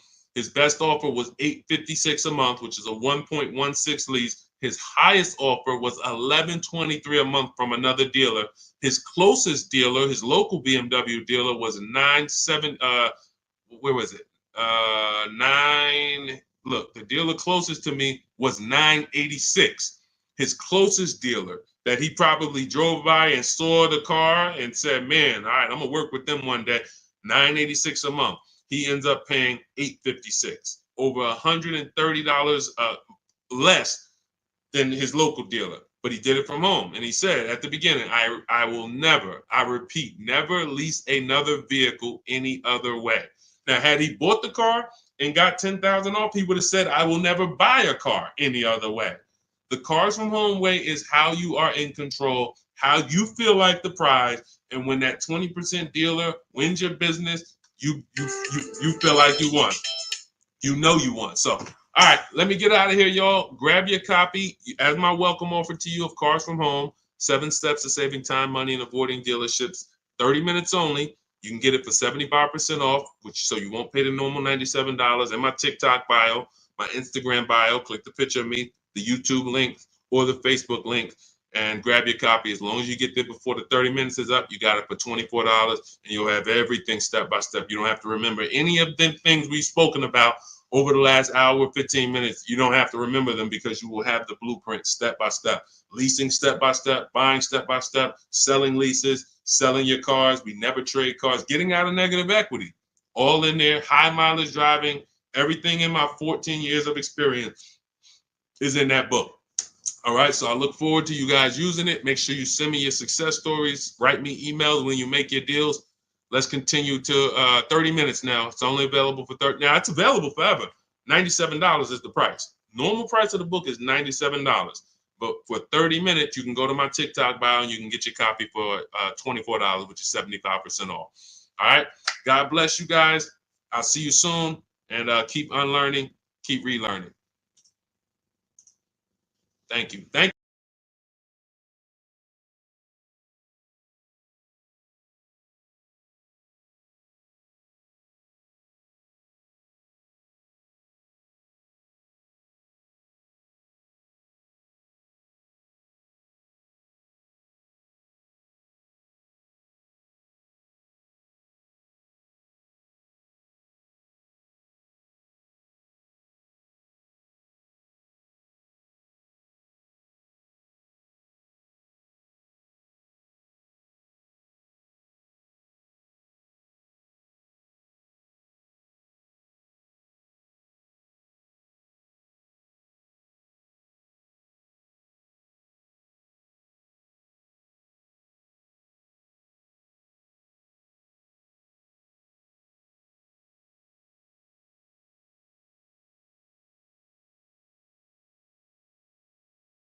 Cynthia Page, good to see you. But the first thing I want to do is warn everybody to tell your friends, sell their electric cars. Show them the video. Show them why. Because this guy just said to me, no, I really think electric cars are always going to have their place. What's going on? Good to see you, Isaac. I appreciate you. And could everyone share this broadcast if you're a sharer? I realize everyone's not a sharer, but to the sharers, could you share this broadcast? Shout out to you. Warn your friends that if Donald Trump gets in, he's already said he's going to make sure we could always have gas cars. That's good. I like a gas car. I haven't bought an electric car yet, but a lot of people have. And the minute, automakers do not want to make electric cars. Take it from me. I was in the business for 14 years. They kept dragging their feet. What they did was they made better gas cars. Who remembers the V8 engines? Rest in peace. If you remember the V8 engines, type me. Who remembers the V8 engines? Type V8 if you remember when literally we had V8 engines up and down the road, vroom, vroom, vroom, 400, 500 horsepower engines. Those are a thing of the past for the most part. Why? Because automakers in the last 10 years started using turbochargers. You understand, Just Money? You understand? Started building turbochargers. And what they started doing was saying we can actually make vehicles that are not as hard on the environment. They also will produce similar horsepower and more torque. And we don't have to worry about having these issues with emissions and things of that nature. So they were taking steps to be more economic, more fuel efficient, and better for the environment. Now here comes the mandate to make half of the new cars electric by 2030. It started out as 2035. I don't know when it moved to 2030. The point is 17 million new cars are sold a year. So 17 million new cars sold a year, that's a lot of cars to try to produce electric cars. That's why we got fires. I just asked Joseph Tepte. He saw the video. Who saw the video of the Tesla burning up the guy's house a couple days ago? Charging in his garage, whole house burns down. Why don't they want to make these cars? Too much liability. Too much liability. If they can escape that, they'd love it. They'd love to go back to 2019, not worrying. Let's just make some hybrids and let's make some fuel efficient cars with turbochargers and things of that nature. What does that do for electric cars? The minute Donald Trump gets in, he announces gas cars are here to stay. Don't worry about it. Everyone's electric cars are going to be worthless. Your electric car that was worth 30 is going to be worth 20. You're going to lose 10 grand one day. Legislation changes things. Legislation affects the market. So my mission before Election Day is to get you to sell your cars. And if you're watching this as a rebroadcast, sell your car. Sell your electric car. Get into a gas car if you own your electric car. Go to CarMax, Driveway, Carvana, KBB Instant Cash Offer, AutoNation, and Car Gurus. Get your 6 cash offers. Sell these cars. You won't be able to. You will not be able to. You're going to be so far underwater. The market's going to be so soft. It's already soft. Google Tesla depreciation. See, I don't want to tell you guys something. Keep typing your questions. We're going to get to the question, but this is a warning, and most people are not going to take it. Most people, just like when I warned people in 2022, do not go out and buy these overpriced cars. Learn to shop so that you're not buying used cars that are going to be worth half because they were selling them all through the pandemic. 80% of dealers were selling used cars that were just 10, 20 grand more than what they should have been selling for. I told them, don't buy these cars, shop around. Now what we got? Thousands of people around the country who are $20,000 upside down, can't get out. I realize though, but if I could help 10 people, if 10 people say, Deshone, you know what? My man told me, he sent me your video. I sold my Mach, whatever it is, Ford Mach. I got out of that thing right before. I'm glad. If we can help a couple people, God bless us. Sell your electric cars. You won't be able to very soon. And if you're going to keep them till the wheels fall off, then it doesn't matter. If you're going to keep it till the wheels fall off, it doesn't matter. But if you're planning on replacing this thing in 2, 3, 4 years, sell now. Immediately. Get out of it right now. All right. Let's go. All right. We got a couple questions. We're live on Instagram, Facebook, YouTube, and TikTok. And, we'll be live for probably at least 45 minutes answering all types of questions. For those of you who don't know me, I'm known as Deshone, the auto advisor. I spent 14 years in the car business. Now what I do is show you how to make dealers bid for your business. Every dealer has a different price. All cars are cookie cutter. No matter how much you like a car, there's 100 of them in this country at minimum. Even the most rare cars, Bentleys, you have 20, 30 of them around the country that you can shop around so that you can see. But if you use online tools like the tactics I'm going to tell you in this live, you will save thousands of dollars. You'll get below market deals on leases, new cars, purchases very, very easily. Very easily. All right. So feel free to ask your questions. Let's get to it. I see we got a couple that came from TikTok. Dolan, you want to bring the first one up? All right, let's go. I drive a lot of miles. Is it worth it to get a leased vehicle? That's a great question. If you're a short-term person, if you're keeping your cars till the wheels fall off, no.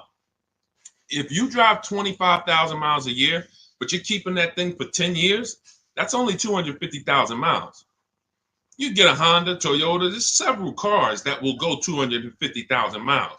No need to think about leasing. It's all up to if you're going to keep it 8+ years. You do not need to. Who keeps their cars on average more than 8 years? Type me. If you keep your and listen, some of you who are new here, you may not know how we do here. We use our keyboard. Listen, I know there's lives where you just sit back and you watch the person's telling jokes or just talking. We dialogue here because this is a finance channel. So we spend a time dialoguing. So stay close to your keyboard. That's how you're going to get the most out of what we're doing. And that's how you're going to save the thousands of dollars on your car. Okay, I see you, Alton. All right, I see you, Amanda. Okay, if you keep your car more than 8 years, don't think about leasing. If someone in your house is keeping their car more than 8 years, they should not think about leasing. Doesn't matter how much they drive. Just get a quality vehicle, get a below market price, keep it long term. You're going to win. If you're not keeping it more than 8 years and you are putting high mileage on your car, you are losing more than anyone because your car is worth less depending on how much you drive. Let's just say you got a car that's worth 30,000 today. You drive average miles. Average miles. What's the car worth in a year? Throw some numbers out, y'all. Throw some numbers out. $30,000 car. You drive at average miles. What is it worth in a year? What does that car depreciate in a year? From 30,000 today, what is it worth next year? Throw a number out. Okay, Amanda, 19. That's fair. That's a little steep, but 18. Okay. Somebody said 10,000. Man, what kind of car you buy? Listen, that's how electric cars are about to depreciate. It's so funny. That's how electric cars are about to be. They're going to be worthless. The investment in the infrastructure isn't worth it. Okay, so now let's just say you have a $30,000 car. You drive it 40,000 miles in 1 year. 40,000 miles. Isn't it worth a whole lot less? Yes. So depreciation is what you're thinking about when you're considering when to lease. And what I teach people, this is step one, is if you're not keeping your car 8 years, you're not going to keep it long enough to beat the depreciation. The depreciation is going to kill you. Now, cash buyers understand. All my cash buyers type dollar signs. Dollar signs. Cash buyers understand because they buy a vehicle. If they went to replace it in 3 years, they see what it's worth. They know what they put in. They know what they're getting back. And they're like, oh, this doesn't make sense. Payment buyers, they don't. Because all you really care about is payment. So they manipulate payments on you, stretch the loan out, 6-year loan, 7-year loan. You don't see how much you lost, and that's why you think you won. But in depreciation, cash buyers will always see how much their vehicle has depreciated. So how do we avoid it? Below market leases. In the short term, if you are not keeping your car long enough to let the depreciation cool off, then you should be shopping for a below market lease. Now, let me show you what a below market lease looks like because you may have never seen one. I'm sure you've seen lease commercials, 3,000 down, 4,000 down, plus tax, all of this. But this is what a below market lease looks like. You take, let me do an average vehicle. Let's take Raphael. This is a Jeep Grand Cherokee. Pretty popular vehicle, common vehicle. 45,000. Let's call it a $46,000 vehicle. She got it for $549 a month. 1.19% of the MSRP. No money down. She gave him her first month's payment. She drove out of there. That's a below market lease. Let me show you another one. Look, India. She got a new Hyundai Sonata Elantra. I'm sorry, 2024 Hyundai Elantra Limited. 36 months, $365 a month, no money down. That's a below market lease. So the key, there's three prices, whether you buy or lease. There's three prices you can pay. Market value, that's for negotiators. They're going to feel for the bottom. They're going to try to get to the bottom, but they won't ever know the bottom. So they're going to pay market value. Above market value is for people who just can't negotiate at all. You just kind of close your eyes and can't wait to get it over with. And then below market value. Now, how do we get below market leases and purchases? Competition. Very simple. Competition. Putting dealers against each other, buying cars like we buy TVs on Amazon, multiple offers, multiple options while we sit at home and let people bid and compete for us. That is below market shopping. Now, that's everything I teach in my new digital book. It's called Cars from Home, 7 Steps to Saving Time, Money, and Avoiding Dealerships. It's already 5-star rated. You can Google it. You can get a copy of it as part of my welcome offer for 75% off. It's normally $97, worth every penny. You can see all the reviews. But if you get to my TikTok bio, my Instagram bio, the YouTube comments or the Facebook comments before 30 minutes is up, you can get yours for $24. That's 75% off. So you go activate your link, click the link in those bios or in the comments, and you can get a copy for 75% off. And you'll have everything I teach in a step-by-step way to getting these deals. But for sure, to just sum up your question and keep typing your questions, everyone, we'll get to as many as we can. If you're not keeping your car 8 years, you should be shopping for a below market lease, no matter how much you drive. Only caveat is if you're doing Uber or something where you can't predict your miles, the more miles you drive, the more money you made. That's a different structure. But it's just if you're in a sales job or you're a realtor, no question about it. Leasing is for people not keeping cars 8 years, as long as you get a below market lease. Go ahead, Dolan. Next question. I see y'all running up the likes on TikTok. Shout out to everybody double tapping the screen. Let's go. Every time you hear something you like, if y'all keep double tapping the screen, y'all keep running those likes up, we appreciate you. And, shout out to the people who really support the movement, not the people who check into the broadcast, the people who support the movement, the sharers, the new followers, the people who tag their friends, the people who double tap the screen, the people who hit the like button. Shout out to y'all. We couldn't do this without you. We appreciate you. Banana phone, 10,000 down, 725 credit. What car should I get? It's a lot of them out there, man. Pick one that you like. And first things first, decide how are you already have the credit to buy or lease. I would really consider, see, that 10 grand down is how people, that car, if you don't buy a car right, which means you lease it, you buy it, but you should have leased, that 10,000 is going to be absorbed into that car. It's literally going to be sucked from your bank account into the car. You're not getting it back. You're not getting it back. So I'll give you an example. If we look at Zafrina got a $65,000 vehicle. No, that's Teddy. Let's use Teddy. $73,000 BMW he got. He put no money down. His payment's $856 a month. He used our system. We contact 25 dealers. Now, you can do it your way. You want to call around, talk to managers, get offers, that's fine. I just recommend you get at least 5 offers. Because what we've seen, I've seen this, been in the industry 14 years. I've been helping people online for more than 3 years now, all around the country. 4 out of 5 dealers are overpriced. So once you get your offers, you need to get at least 5 for you to get the below market offer. But now he comes and he gets $856 a month, no money down. His highest offer was $1123 a month out of all the offers he got. He said he got 10 offers from home. That's why our system is called Cars from Home. We don't need to be in dealers to get below market deals. So if he had bought this vehicle even if they gave him a big discount, instead of 73, let's say he got it for 63. Let's say he got 10,000 off. Let's round it up to 65, even though the taxes will be more than that. Let's round it up to 65. Every $5,000, I need my people who know this to get ready to type this. Every $5,000 that you borrow on a loan is about how much per month? Every $5,000 that you borrow on a loan, and I'm gonna hop on Instagram because I want to see these comments. Thank you, Anthony Austin. Shout out to the people who tapped in. So check this out. If it's $100, it's $100 per month. So now, even if they got a new car, a big discount, $65,000, he's paying $1,300 a month. He's leasing it for $856 a month. So there's no, you can't make that make sense.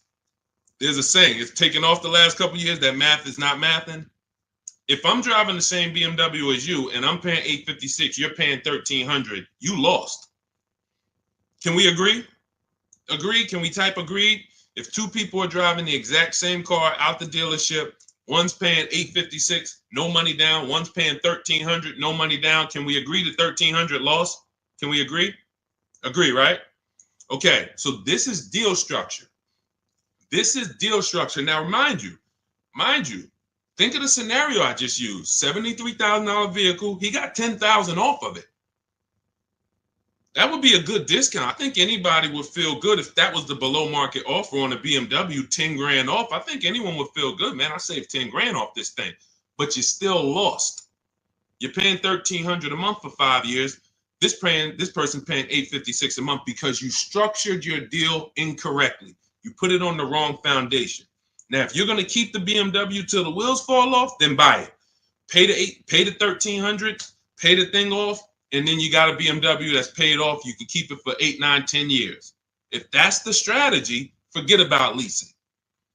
But if you're not keeping it 8 years, you lost. So the biggest thing, Banana Phone, before you think about, oh, let me go get a car, I got great credit and I got 10 grand down, you're going to walk into a dealer, they're going to see you just like blood and sharks looking at blood coming to the ocean. Hey, look at this guy. And you got 10 grand? I want to get all of it.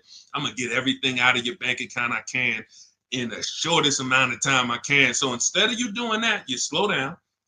Decide, am I keeping this next car 8 years? If not, I should be shopping for a below market lease on whatever I want. And take the time to go look at cars.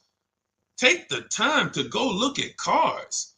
Go test drive cars. You're about to go spend, you're about to make a 5-figure decision.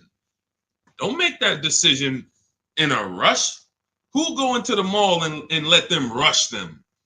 I wish I would go into the mall to spend $30,000 and they rushing me. Hey, we close in a couple, come on now.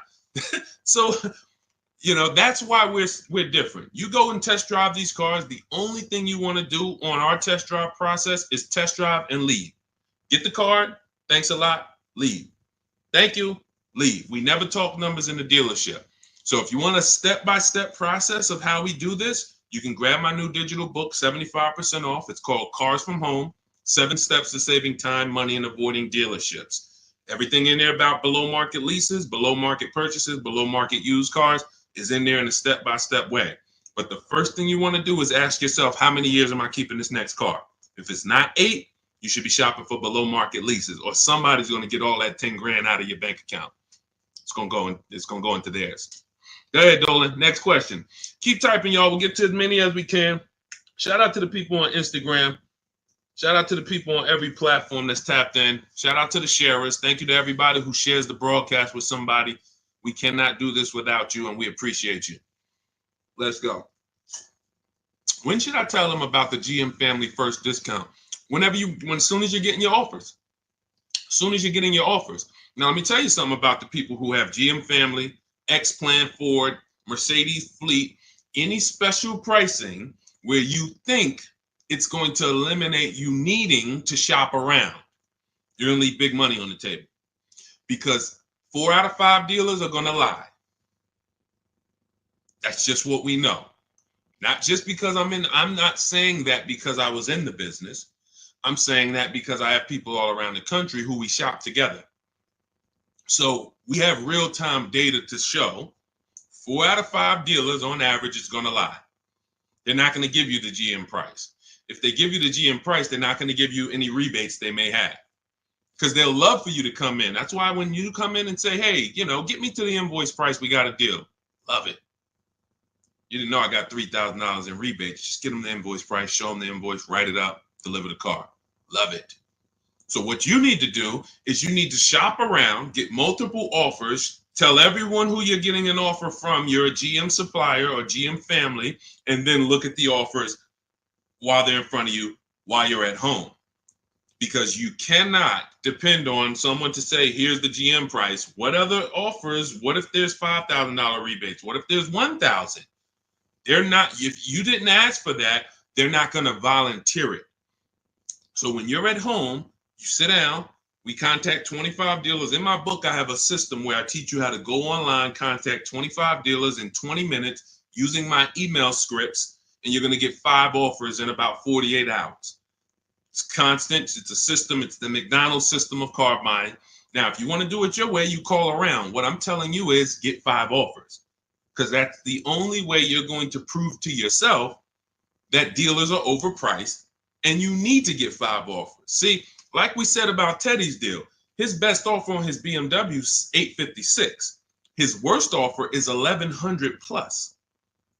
That was a dealership consciously wrote, hey, Teddy, that's our best offer, man. $1,100 plus a month, which means they ain't worried about selling that car to Teddy. Somebody else walks into the dealership and wants that BMW, they're going to sell it to them for $1,100. They'd rather not sell it to Teddy because they know someone's going to pay us $1,100 for this BMW. Unfortunately, some person who doesn't know what they're doing, they'll call him a sucker. Some sucker's going to come in here and pay this. This is our price. We don't care if Teddy doesn't want to take it. No problem. Someone else is going to pay it. So this is why we must shop around, because you don't know if you're dealing with what we call an 80% dealer, which are overpriced no matter how much you negotiate, or are you dealing with a 20% dealer? The only way we know that is by looking at all their offers, getting at least 5, and then picking the below market offer. Okay? All of this is in my digital book if you want the blueprint. It's called Cars from Home. You can Google it. 7 steps of saving time, money, and avoiding dealerships. It's already 5-star rated. Thank you to everyone who's reviewed it. And as part of my welcome offer, you can get yours for 75% off. In my TikTok bio, click that link, the Instagram bio, the YouTube comments, or the Facebook comments, and you'll have it in your inbox in about 2-3 minutes. You'll have a permanent blueprint for how to get these below market deals from home. You won't be spending more than 20-30 minutes in a car dealership. And we never talk numbers in a dealership, ever.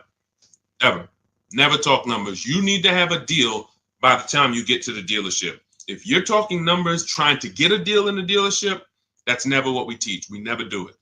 You have no leverage there. The car dealer has all the leverage, and you're emotional. No matter how much you try not to be emotional, the car is next to you, it's outside, you're emotional, and that's all going to work against you. Go ahead, Dolan. Keep typing your questions, y'all. We'll get to as many as we can. What is a below market lease? 3 prices. Above market value, below market value, market value. What are average people paying? That's not a deal.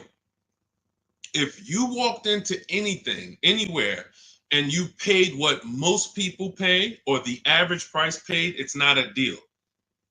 It's average. Now, if somehow you don't know what you're doing and you're able to get hit with an offer that is above market value, whether it be, they're charging fake fees, or whether it be they're charging a market premium, or whether it be most people get a $5,000 discount, you got no discount, you paid above market value. But below market value is you see all the prices, you see the above market prices, you see the market value prices, you see the below market value prices, and then you pick the below market value. On a used car, there's a range. If I'm looking for a 2019 Honda Accord, there's a $5,000 to $7,000 range people are paying for this vehicle. Same car, similar miles, There's a $5,000 to $7,000 difference. And what we do with used cars is we actually get the brand new price, and that's what really helps us to get the below market value. I was shopping for a used Infiniti. I bought an Infiniti truck almost 2 years ago. 4 white ones I was looking at. They were all about 30 to 32,000. All 4 of them looked similar miles.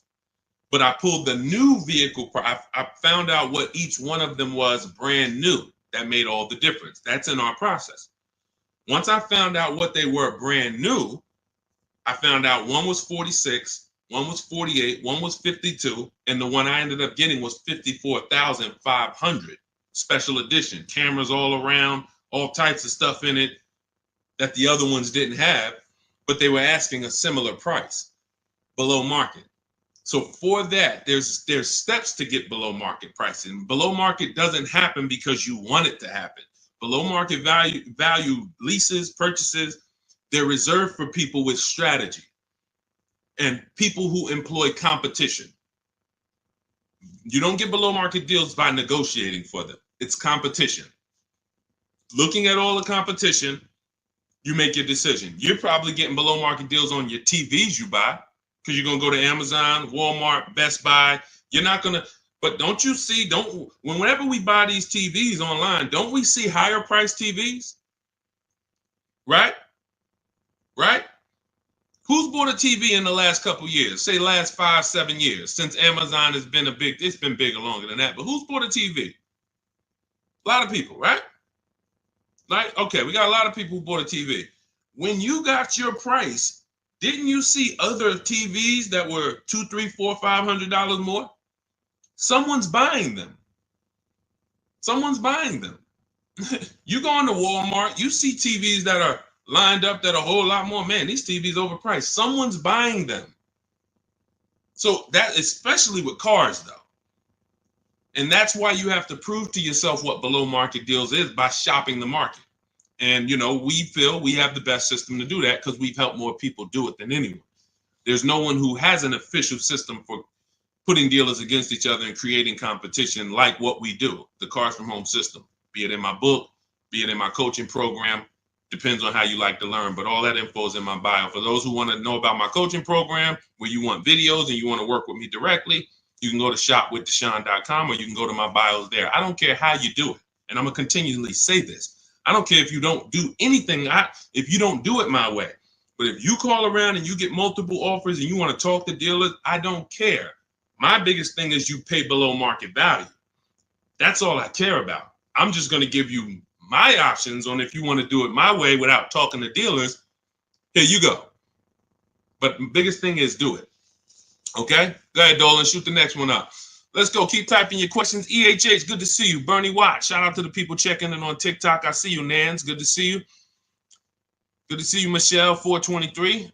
High mileage driver, limousine service. Should I do a used car lease? Not really used car leases out there. You're going to see people have tried it. Lexus tried it. BMW tried it. But we can't employ competition because there's not a lot of options. You're going to find that in a lot of cases, used car leases can be, they're made up prices. It's tough. It's hard to know if you're overpaying, but if you do find one, it's worth considering. But again, I'm not going to make a deal without having other offers. So 99 times out of 100, leases are brand new cars.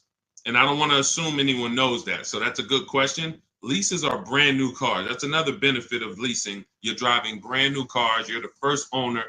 Brand new car smell you're getting every 3 years, and you're paying cents on the dollar compared to what people are paying to purchase them, as long as you're getting below market leases. So if you know how much you're going to drive, I will be leasing.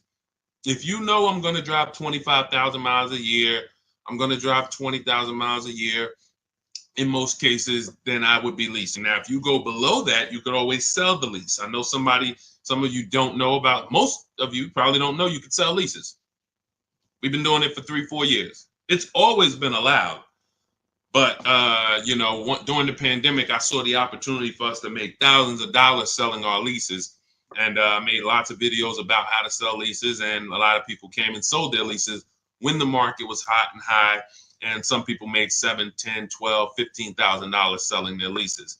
So although values are not that high, we still do a check before we return our lease. So if you're under miles, or for those of you who you only drive 5,000 miles a year, the minimum lease might be 10. You're just going to sell that lease at the end and make money on it. So, this is all in my book. That's step 2. We call that the equity assessment. We never return a lease without doing an equity assessment to find out if the market value we could sell it for is actually higher than the payoff amount. So, but yeah, what I would do is I would spend the time considering, can I plan my mileage? Can I predict it? Now, let's say you can't. Let's say you're like, Deshone, you know what? Some years I'm going to do 20,000 miles. Some year I'll do 40. Then I wouldn't tell you to lease. I would tell you to make sure that your loan, I want you to forecast. See, with a depreciating asset, what the people who learn from me, you're learning to forecast. You must forecast with a depreciating asset because you lose in the short term. When you buy it, you lose. So if you went to buy a stock and they said the stock's going to drop in the short term, but in the long term, it'll come back. In the long term, it actually makes then picture you trying to buy them and flip them in 2, 3, 4 years. You're going to just lose money, lose money, lose money. That's what people do when they buy cars that they only plan to keep for 4, 5, 6 years. You're losing in the short term. The depreciation is killing you, and it's killing your finances. So now you forecast out, how long am I going to keep this car, this limousine? You might say, all right, 4 years, I'm going to turn it. Your loan shouldn't be more than that. You should always, and this is for Uber drivers, Turo drivers, people who can't predict their mileage, always plan to take a loan that by the time you go to replace the car's paid off. Because what a lot of you are doing is you're taking regular loans, like average people like us, 5-year, 6-year loans. But you're not an average person. You're running a business. When you take a 6-year loan as an Uber driver, and you look up in 3 years and you have 120,000 miles on your car, now you're like, okay, I think I want to replace this next year. I'm going to get me a new one. Now you're going to have 150,000 miles. Problem is your loan is still $10,000, $12,000, $15,000 that you're going to owe. So you pushed your losses to the back. You looked at the monthly payment. If you'd have just took a 2-year shorter loan, 4-year loan instead, yeah, but the payment's going to be $700 instead of $500. Okay, $200 more a month, but 4 years, you have no negative equity. Not only do you not have negative equity, you got an asset that you could probably sell for $5,000, $6,000. Instead of, oh man, all right, yeah, my payment was $200 a month less, but then when I go to replace the car, I got 15,000 negative equity. So you're jumping over dollars to keep the pennies. That's what you're doing. So your loan should match the time where you're going to replace your inventory. Okay? Good rule of thumb. Go ahead, Dolan. Next question. Carla, thank you for sharing. I see you. Shout out to the sharers. Shout out to everybody running the likes up on TikTok. Appreciate y'all. It's just good. I just want to show my appreciation to the people who help move this broadcast forward and help us spread this message. We can't do it without you. That's all I want to just say. Go ahead. Matthew Williams, when buying a vehicle, is your credit score taking a hit? And how often are they checking your credit? So we teach something called the bank bidding war. In my book, when you get my book, you get the bank bidding war blueprint because I haven't added it to my book yet. I see you, Pool73 on Instagram. We got you. Make sure you pull Pool's question in. Dolan, shout out to the people on Instagram. When buying a vehicle, is your credit score taking a hit, and how often are they checking your credit? We use something called the bank bidding war. The credit bureaus allow you to actually have multiple banks and credit unions access your credit with a hard pull within a small window of time. 14 to 45 days is what they say. You can Google this and you can prove it to yourself. Now, we don't even want to play with 14 days because I like the idea of making sure if you give me a minimum of 14 days, let's do it in 2 days. Now, they're going to allow you to have multiple people access your credit because they consider that rate shopping. If you're going to get a loan rate shopping is I'm going to give Bank of America a chance, credit unions a chance. I'm going to give the dealers, banks a chance, but it has to be within a small period of time. And you cannot go from this dealer, here, run my credit, and then go to this dealer, run my credit. That's not rate shopping. That's car shopping. This dealer here is running your credit. That dealer's running your credit. You're going to get banged out. So what we do is we don't let anyone run our credit until after we've already found the car. See, because the banks don't want you shopping. And my goal is to get you to understand the banks are not your friend. You may think the bank, oh, this is my bank, I've been working with them. Listen, they're not your friend. If they weren't making money on you, they wouldn't be doing business with you. So the money in loans is so big. There's so much money in loans. It's amazing. Why do you think banks are rich? Like, why do you think banks are in the banking business? They don't sell cars, they sell money. So what you want to do is realize that if banks don't want me to shop around, what are they going to start doing to keep me from shopping around? Well, they're going to give me a hard credit pull to get a pre-approval. Who's seen that? Hard credit pull to get a pre-approval. Stay by your keyboard, y'all. Remember, new people, we dialogue here. This is what we do. So you got to stay by your keyboard if you want to get the most out of what we do here. Hard credit pull, pre-approval, it's trash. Because now they've actually pulled your credit with a hard pull. The minute they pull your credit, they start the window of the rate shopping window is open. So that means you only have a certain period of time to have anyone else access your credit before that window closes. And those hard, that, you know, if your credit score is going to drop 10 points for that hard credit pull or 8 points, whatever it is, if you do it again outside of that window, it's going to drop again. So we don't ever do hard credit pulls for pre-approvals.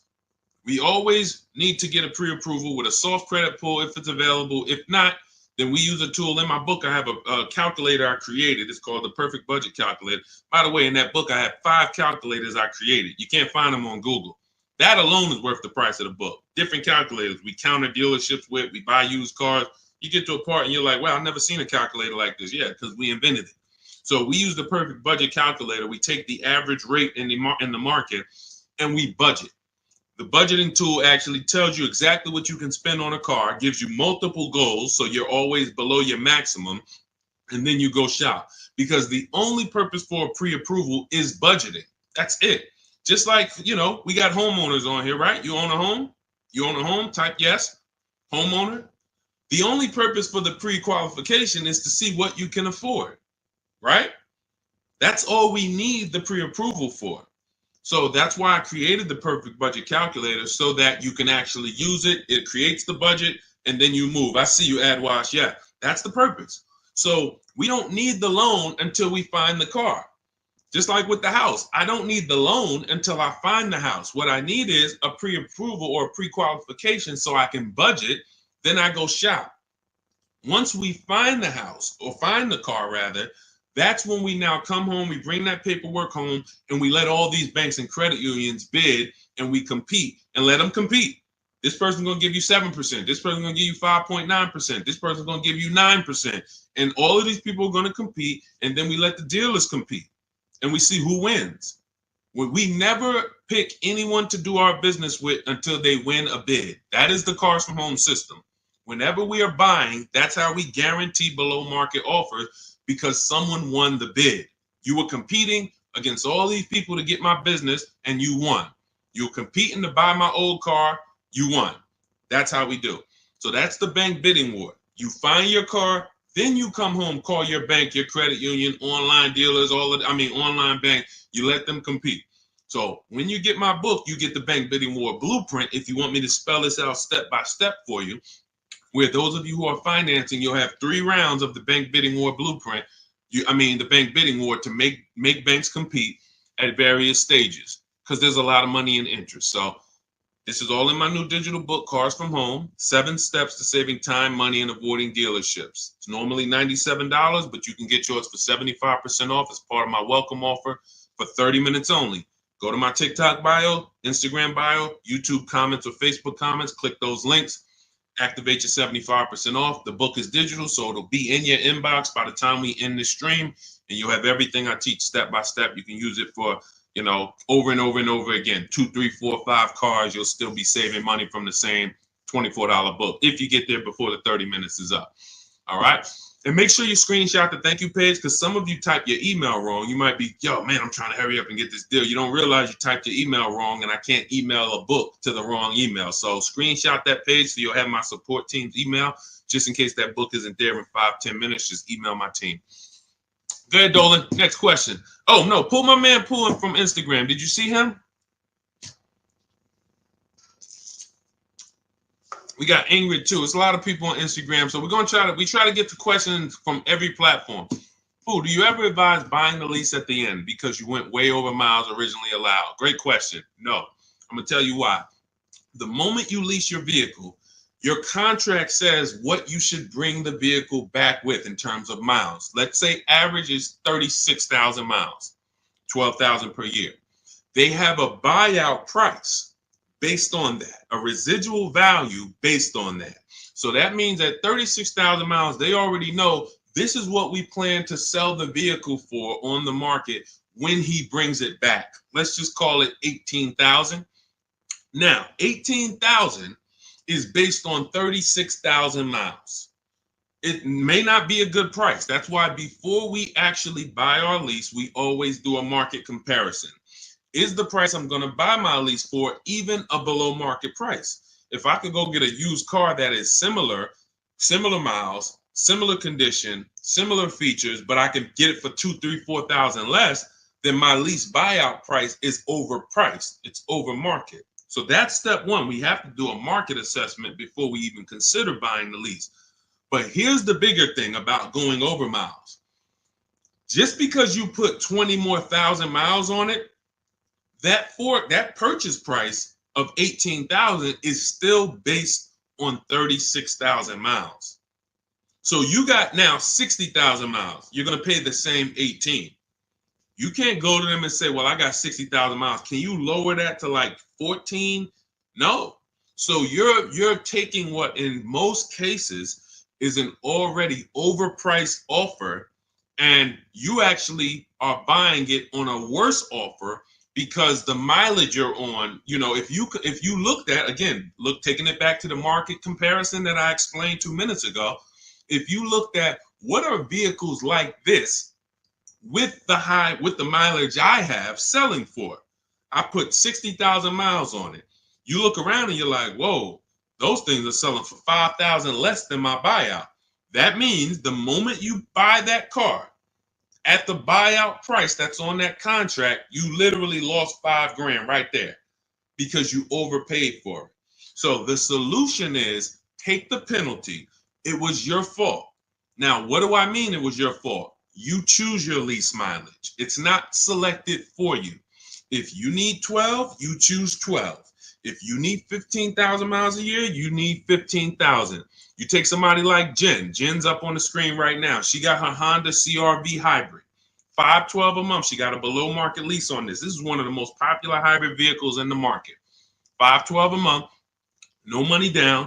She adjusted it from 12,000 miles a year to 18,000 miles a year. So she's paying $563 a month, $50 more.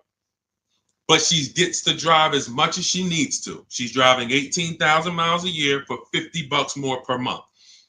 So a lot of people who you'll hear talk about their lease experience and tell you don't lease, they took the 512. They would look at the lower payment, never adjust it to what they need, and then they end up telling you don't lease because I got a bill for the mileage. No, you got a bill for the mileage because you signed a contract. You said in that contract, I'm going to use this. You had the option at the time of signing the contract to choose more mileage, but you didn't. And then you went over the mileage you drove. So therefore, you paid for that. So I would always take the penalty. You can actually do a deal where you actually shop for a car, and the best offer you find, you can actually have them cut a check to the old company. So let's just say I had a $3,000 bill coming a $3,000 mileage penalty bill coming. I find a car like, let's say I'm shopping like Zafrina. Let's take Ansley. Ansley right here. He got a $58,000 lease on a 2024 QX60, $554 a month. So that's what we call an under 1% lease. You're driving a almost $60,000 vehicle. You're paying $554 a month, no money down. So let's say I got a $3,000 mileage bill. If I'm Ansley, I'm going to shop, get my best offer, and then I'm going to say, hey, guys, I need you to cut a $3,000 check to my old leasing company because I don't want to pay that mileage. Now, what's going to happen is my payment is going to go up because they need to build that into the sales price, but I don't need to come out of pocket with it. I don't need to come out of pocket with it. Now, if you could come out of pocket with it and write it, some of you could actually do a payment plan if you want to do that. That's fine too. But I'm talking to the people who you're like, all right, I don't necessarily want to come out of pocket with the penalty that I'm going to get for the mileage. So therefore, let me actually go and make a deal. So you could do a payment plan for the penalty, or you could just have the dealer you're going to buy from cut a check to the old company, to the old bank on your behalf. They'll build that into the sales price. But you shop for your best deal first. Before you do any of this, you always shop for your best deal, identify the 20% dealer, and then work with that dealer on structuring, hey, how much would it cost me to just have you? How much would it raise my payment for you to cut the check to them? Okay. And also, we do an equity assessment, Pooh. Step 2 in my book. Call your leasing company, find out what your payoff is. Go to our 6 sites, not our 6 sites. Go to these 6 sites we get offers from: Carvana, Driveway, Kelly's Blue Book, Instant Cash, CarMax, Car Gurus, and AutoNation. Maybe you can sell the car and come out with a lower penalty based on selling the car. Because if you sell the lease, there's no penalty. So, but if you could sell it for 20, but you owe 21, then you just cover the difference and you pay the 1,000. So again, this is how we work with people. There's a reason people work with me. I'm not just a regular guy, and thank God I spent a lot of time learning this business, and I spent a lot of time in dealerships people can't work at. That's really the fact. A lot of the dealers, when I went to Mercedes, Ray Catena, if I hadn't worked at Ray Catena, I wouldn't know this. I went from being a GM salesman to Ray Catena said, listen, if you're going to work here, we don't have finance managers. You're going to be the finance manager. You're going to have to get the customers approved. You're going to have to understand the rates residuals. This is stuff I didn't do at GM. And so I thank God that was a blessing for me to start my career with Mercedes at Ray Catena. Yankee Stadium, top 3 dealers in the country. So when car salesmen hear me talk, it's like they don't understand it. And I get it. They're not trained the way I was trained. They didn't work where I worked. They were trained to just go get the numbers from the manager. That's why I could explain this from a financial standpoint. And this is what we do. So if you want to understand more about, you want the step-by-step blueprint, grab Cars from Home, 7 Steps of Saving Time, Money, and Avoiding Dealerships. That's my new digital book, 5-star rated. You can get it for 75% off. It's normally $97, worth every penny. But as my welcome offer to you, you can get it for $24, 75% off if you get to my TikTok bio, Instagram bio, YouTube comments, or Facebook comments before 30 minutes is up. Once 30 minutes is up, price goes back to $97. Welcome offer is gone, and it's still worth it. If I miss the welcome offer, I'd still be grabbing it because, again, the $24, the $97, the thousands you're going to save on this, the first car, avoiding mistakes and getting the low market deals, you'll 10x. Minimum, you'll 10x what you invest in the book. Minimum. It's not even a question. All right. And let's go, Dolan. Keep it going. Great questions today. I'm really liking this. If you're getting value out of the stream, y'all type some dollar signs. You're getting value out of what we're doing. What's up, Leo? What's up, Rick? Shout out to the people tapping in on TikTok.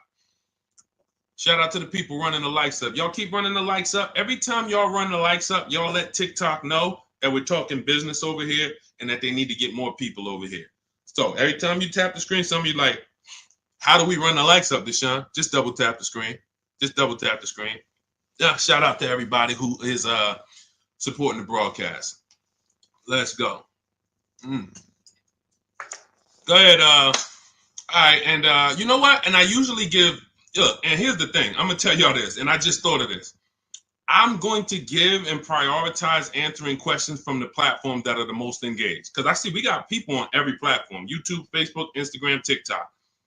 People not engaged and they not, look, I see a lot of people on Instagram commenting, liking, sharing. I see a lot of people here. Dolan, when we see the question, when we see people engaged, because people be sitting back on the, playing video games and got us on the same time. We gotta give our attention to the people who like, yo, let's go. We over here. Thank you, Big Mike. Shout out to the sheriffs. I see you on TikTok. Go ahead, Dolan. All right, here we go. When you lease, can you only deal with that dealership? Well, we never lease without a dealer winning the bid. So I want you to think about it like this. Whatever car you choose and you want to lease, that dealer, that car is all around the country, sprinkled all around the country. That dealer might have more than one, but in the state alone, there might be 10, 15, depends on the car. Now, when you look at the car, do you have to realize it's like when you go into the store and you're looking at spaghetti sauce. You go in the ShopRite, spaghetti sauce is $4.99. You go into Pathmark, it might be $6.99. You go into Stop and Shop, it might be $5.99. The exact same brand, same product, but it's a different price. You go on Walmart.com, you see it's on sale today for $2.99. Different prices at different places. So you don't have to service from there. Whoever wins your bid to buy your car, you don't need to service from there. You literally can buy from who wins the bid. You service from where it's the most convenient. If a dealer an hour away won the bid, that's who you buy from. But that you could service right up the road. Okay, I don't know if that was the question you're asking. If you want to ask a follow-up, Ingrid, feel free to ask a follow-up. Go ahead, Dolan. I see you. She's like, I'm paying attention. Car Merch Corner. Is it a good deal for $13,000 off an MC20 special? I can show you better than I can tell you. Let's just say, right, Sean's thinking like you. Sean's like, man, I got this dealer offering $13,000 off. That sounds good. Well, let's look at his F-150 Lightning XLT. He ended up getting over $20,000 off, almost 21. Had he took 13 from one dealer, he would have been leaving $8,000 on the table. He would have overpaid by $8,000. And this is why I say negotiators pay market value, because I'm sure you negotiated for that $13,000 off. I'm sure you didn't walk in and just say, hey, give me a price, and they gave you $13,000. You probably spent time, energy, and money to get that $13,000 off. But if Kimberly had done what you did on her Maserati, her $86,000 Maserati, she would say, oh, $13,000 off. That sounds good. That just sounds good. Then she wouldn't have got her $20,700 off. Now, how do we know these are the below market deals? How do we know that $20,000 on Kimberly and Sean's deal was the below market deals? And it was. How do we know it wasn't more money? Like Milligan. Milligan got, using our system, all of these people used our system, but Milligan got one of the biggest discounts I've ever seen.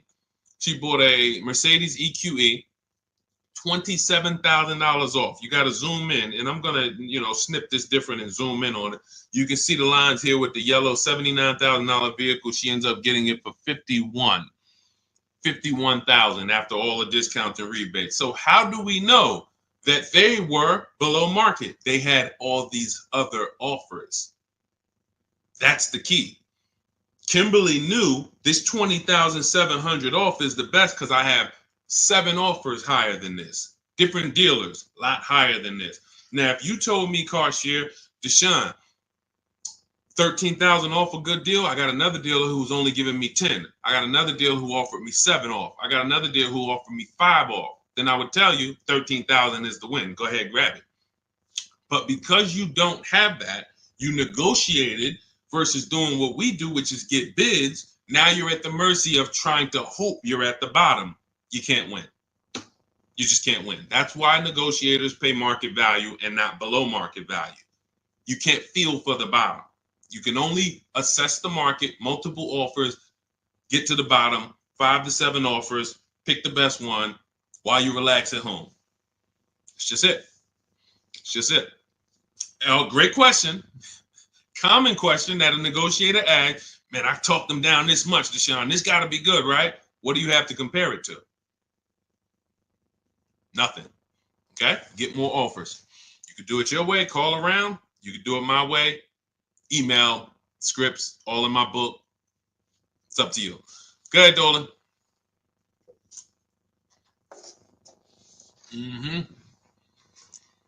When over on mileage, does it make more sense to sell to a place like CarMax? I'm already over, so at this point, it's pay $7,000 or sell to someone else and have a $2,000 difference. My first lease, hard lesson. Great. You see, I want to read this question again because I like. See, I'm proud of you for even asking this question and coming at this the way you're coming at it, because that's what you do. When over on mileage, doesn't it make sense to sell to a place like CarMax? I'm already over miles at this point. It's pay $7,000. So if I return the lease now, I got a 7,000 mileage bill coming to me, or sell to someone else and pay the difference. In my book, I teach you how, when you have these types of penalties, or in this case, or in other people's cases, negative equity, you want to sell and pay the difference, because that's going to lead to the lowest amount coming out of pocket. So yeah, if you drop off your lease and they bill you $7,000, but you could have just sold it to CarMax and paid the $2,000 difference, way better way to go. And then, next time, let me get the mileage I need so that I don't have to deal with this again. But for getting out of it, 100%, all day long, I would sell to the highest bidder. That's going to give us the lowest amount of penalty, and then pay the difference and then do a fresh deal. That's it. Way to go. Way to go. That's called, see, it's times where I was in Mercedes, right? And I had to sit down with a client and tell him, there's no way for you to escape the bullet. You're going to bite a bullet because the damage is done. The decision was made. Now what we're doing is trying to see what option allows us to have the least out of pocket, the lowest, the smallest bullet to bite. We got to bite a bullet. But $7,000 coming as a bill, that's a big bullet. $7,000 bill that you owe, big bullet. $2,000 to CarMax coming out your bank account, $2,000, small bullet. So the key with these situations is seeing what's the smallest bullet and knowing all the options so that you don't just say, well, I'm over. See, because watch this. Some people would buy that car. And what they would do is they would buy that car, pay, I mentioned this probably about 10 minutes ago, pay the normal buyout price, but except they over miles by, probably 40,000 miles. So a car that should have been 12,000, they buy it for 20, and now they're invested in that car. Financing those losses is horrible. That's a huge bullet.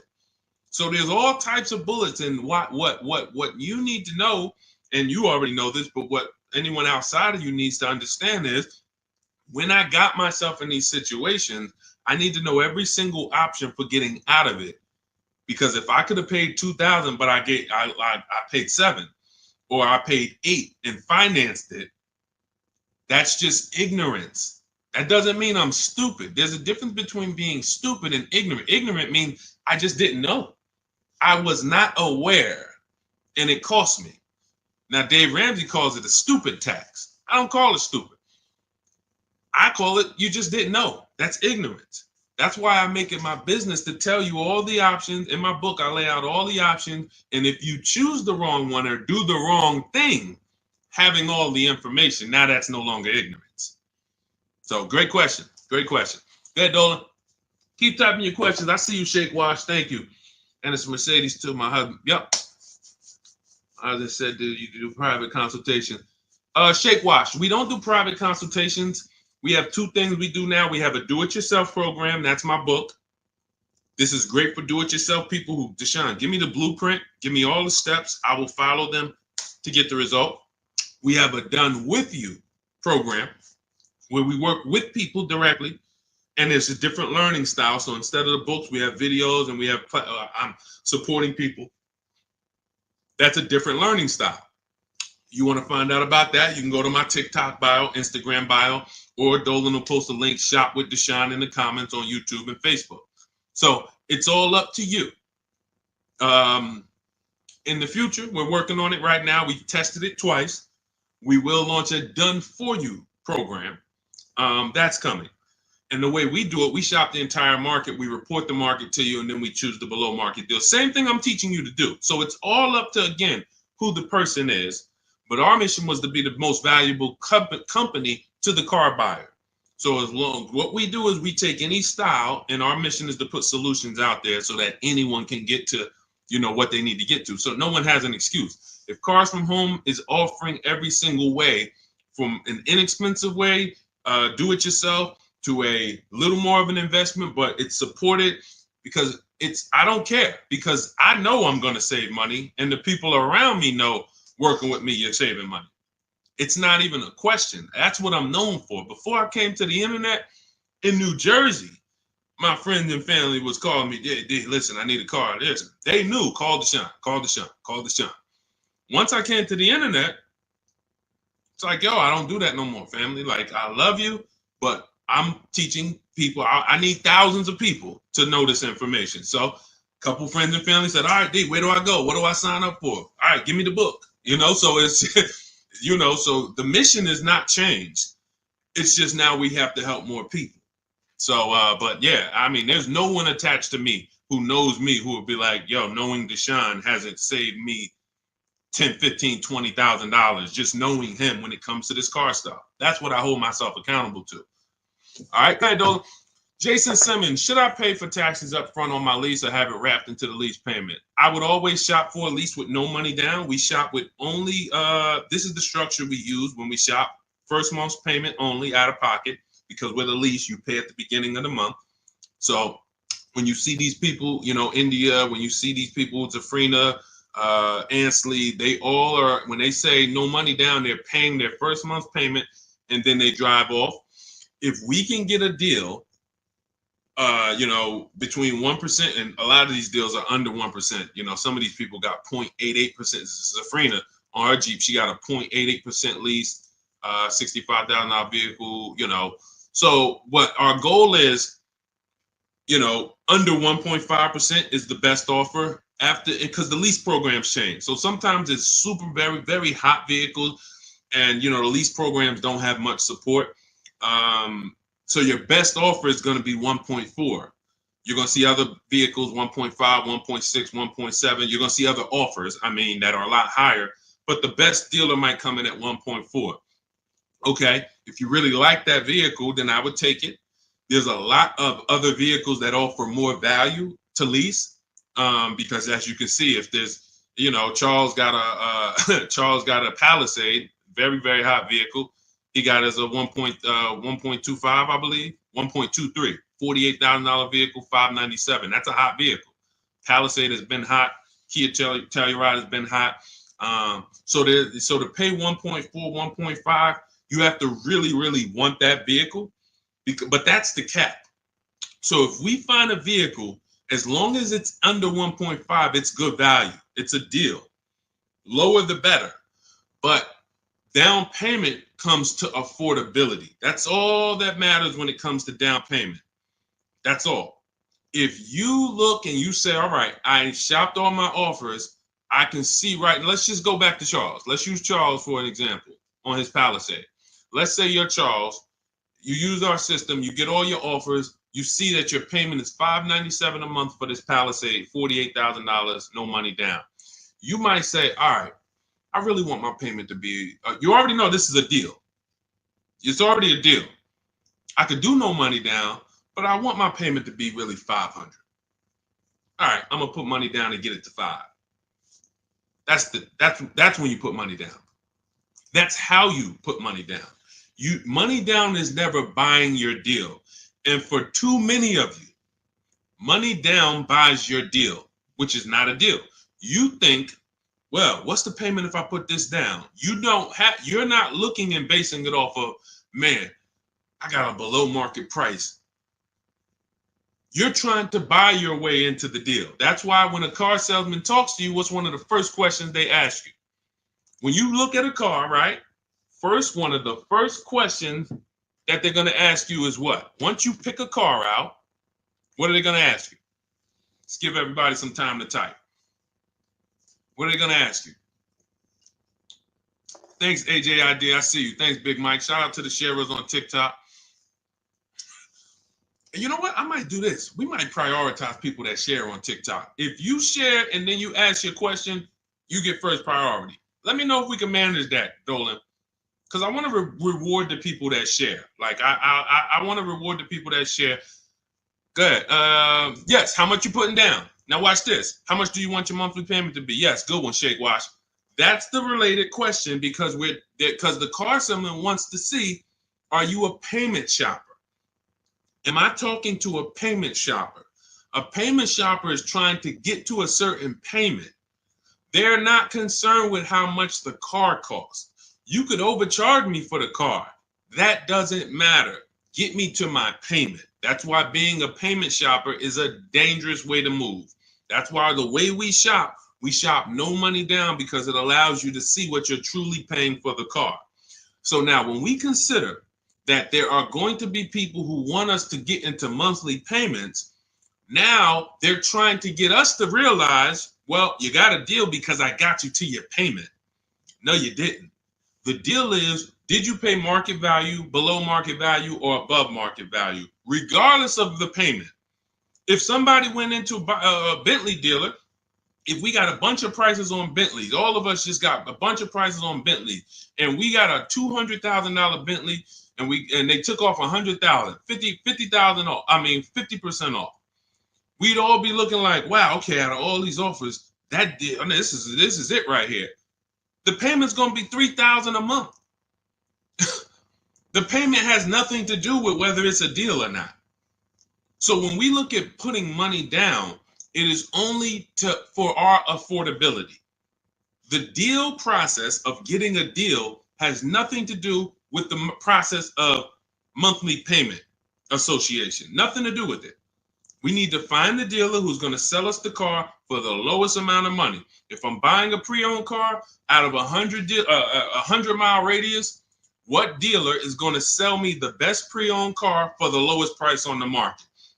If I'm leasing a Honda Accord, what dealer is going to sell me the Honda Accord within a 100-mile radius for the lowest price? If I'm buying a brand new, Kia Telluride, what dealer within 100 miles is going to sell me the Kia Telluride at the lowest price? If I'm getting a loan, what bank or credit union within 100 miles of me is going to give me the lowest rate on the market? If I'm selling my car, not trading, I got this old car, I need to replace it. I'm not trading it into a dealer. What company that buys cars, pays cash, is going to pay me the highest amount for this old car? Y'all clear? This is bidding. We have a bidding system. That's what Cars from Home is. So if you want to know all of this, you want the entire blueprint, everything that Jafrina and Teddy and Jen and all these people I've showed, Raphael during the stream, have used to get to their below market deals, you want to grab your copy of Cars from Home, my new digital book, 7 Steps to Saving Time, Money, and Avoiding Dealerships. It's normally $97. But my welcome offer to you for the next 30 minutes, 75% off. You can get your copy for $24 if you get to my TikTok bio, my Instagram bio, the YouTube comments, or the Facebook comments before 30 minutes is up. You'll pay $24. Make sure when you get your book, you screenshot the thank you page. The book is on the thank you page. You'll see a link that says open the book below, and I also email you a copy. But sometimes you're just moving too fast. You type your email wrong. We can't email a book to an incorrect email. So if that book isn't in your email in 5-10 minutes, I want you to email my support team so they can get your book to you, and you'll have these strategies for the rest of your life. And shout out to everyone who's reviewed the book. Use it. Make sure you email me your deals when you make them. Send me send me the list. Hey, D, look at what I got, man. I got all these offers. Look, man. And I know you did it when you say, hey, I did it. 90% was from the house.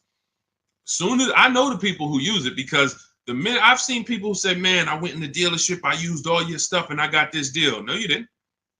Sorry, somewhere along the lines you missed it. You might have been trying to go off my social media videos, but you didn't use our system, because we're not making deals in the dealership. When I see people that say, yeah, man, the dealer 45 minutes away, I had to drive to get this. There you go. You use the system. When they say, yeah, I did this all from home, they even delivered the car to me. Yeah, you use the system. And you say, man, I looked at 17 used cars. I narrowed it down, and this one had this original price. Yeah, you use the system. It's stuff I hear that I could tell when people use the system. So go grab your copy. Shout out to everybody who checked in. We'll see you on another stream. Keep on learning so that you can relearn. God bless.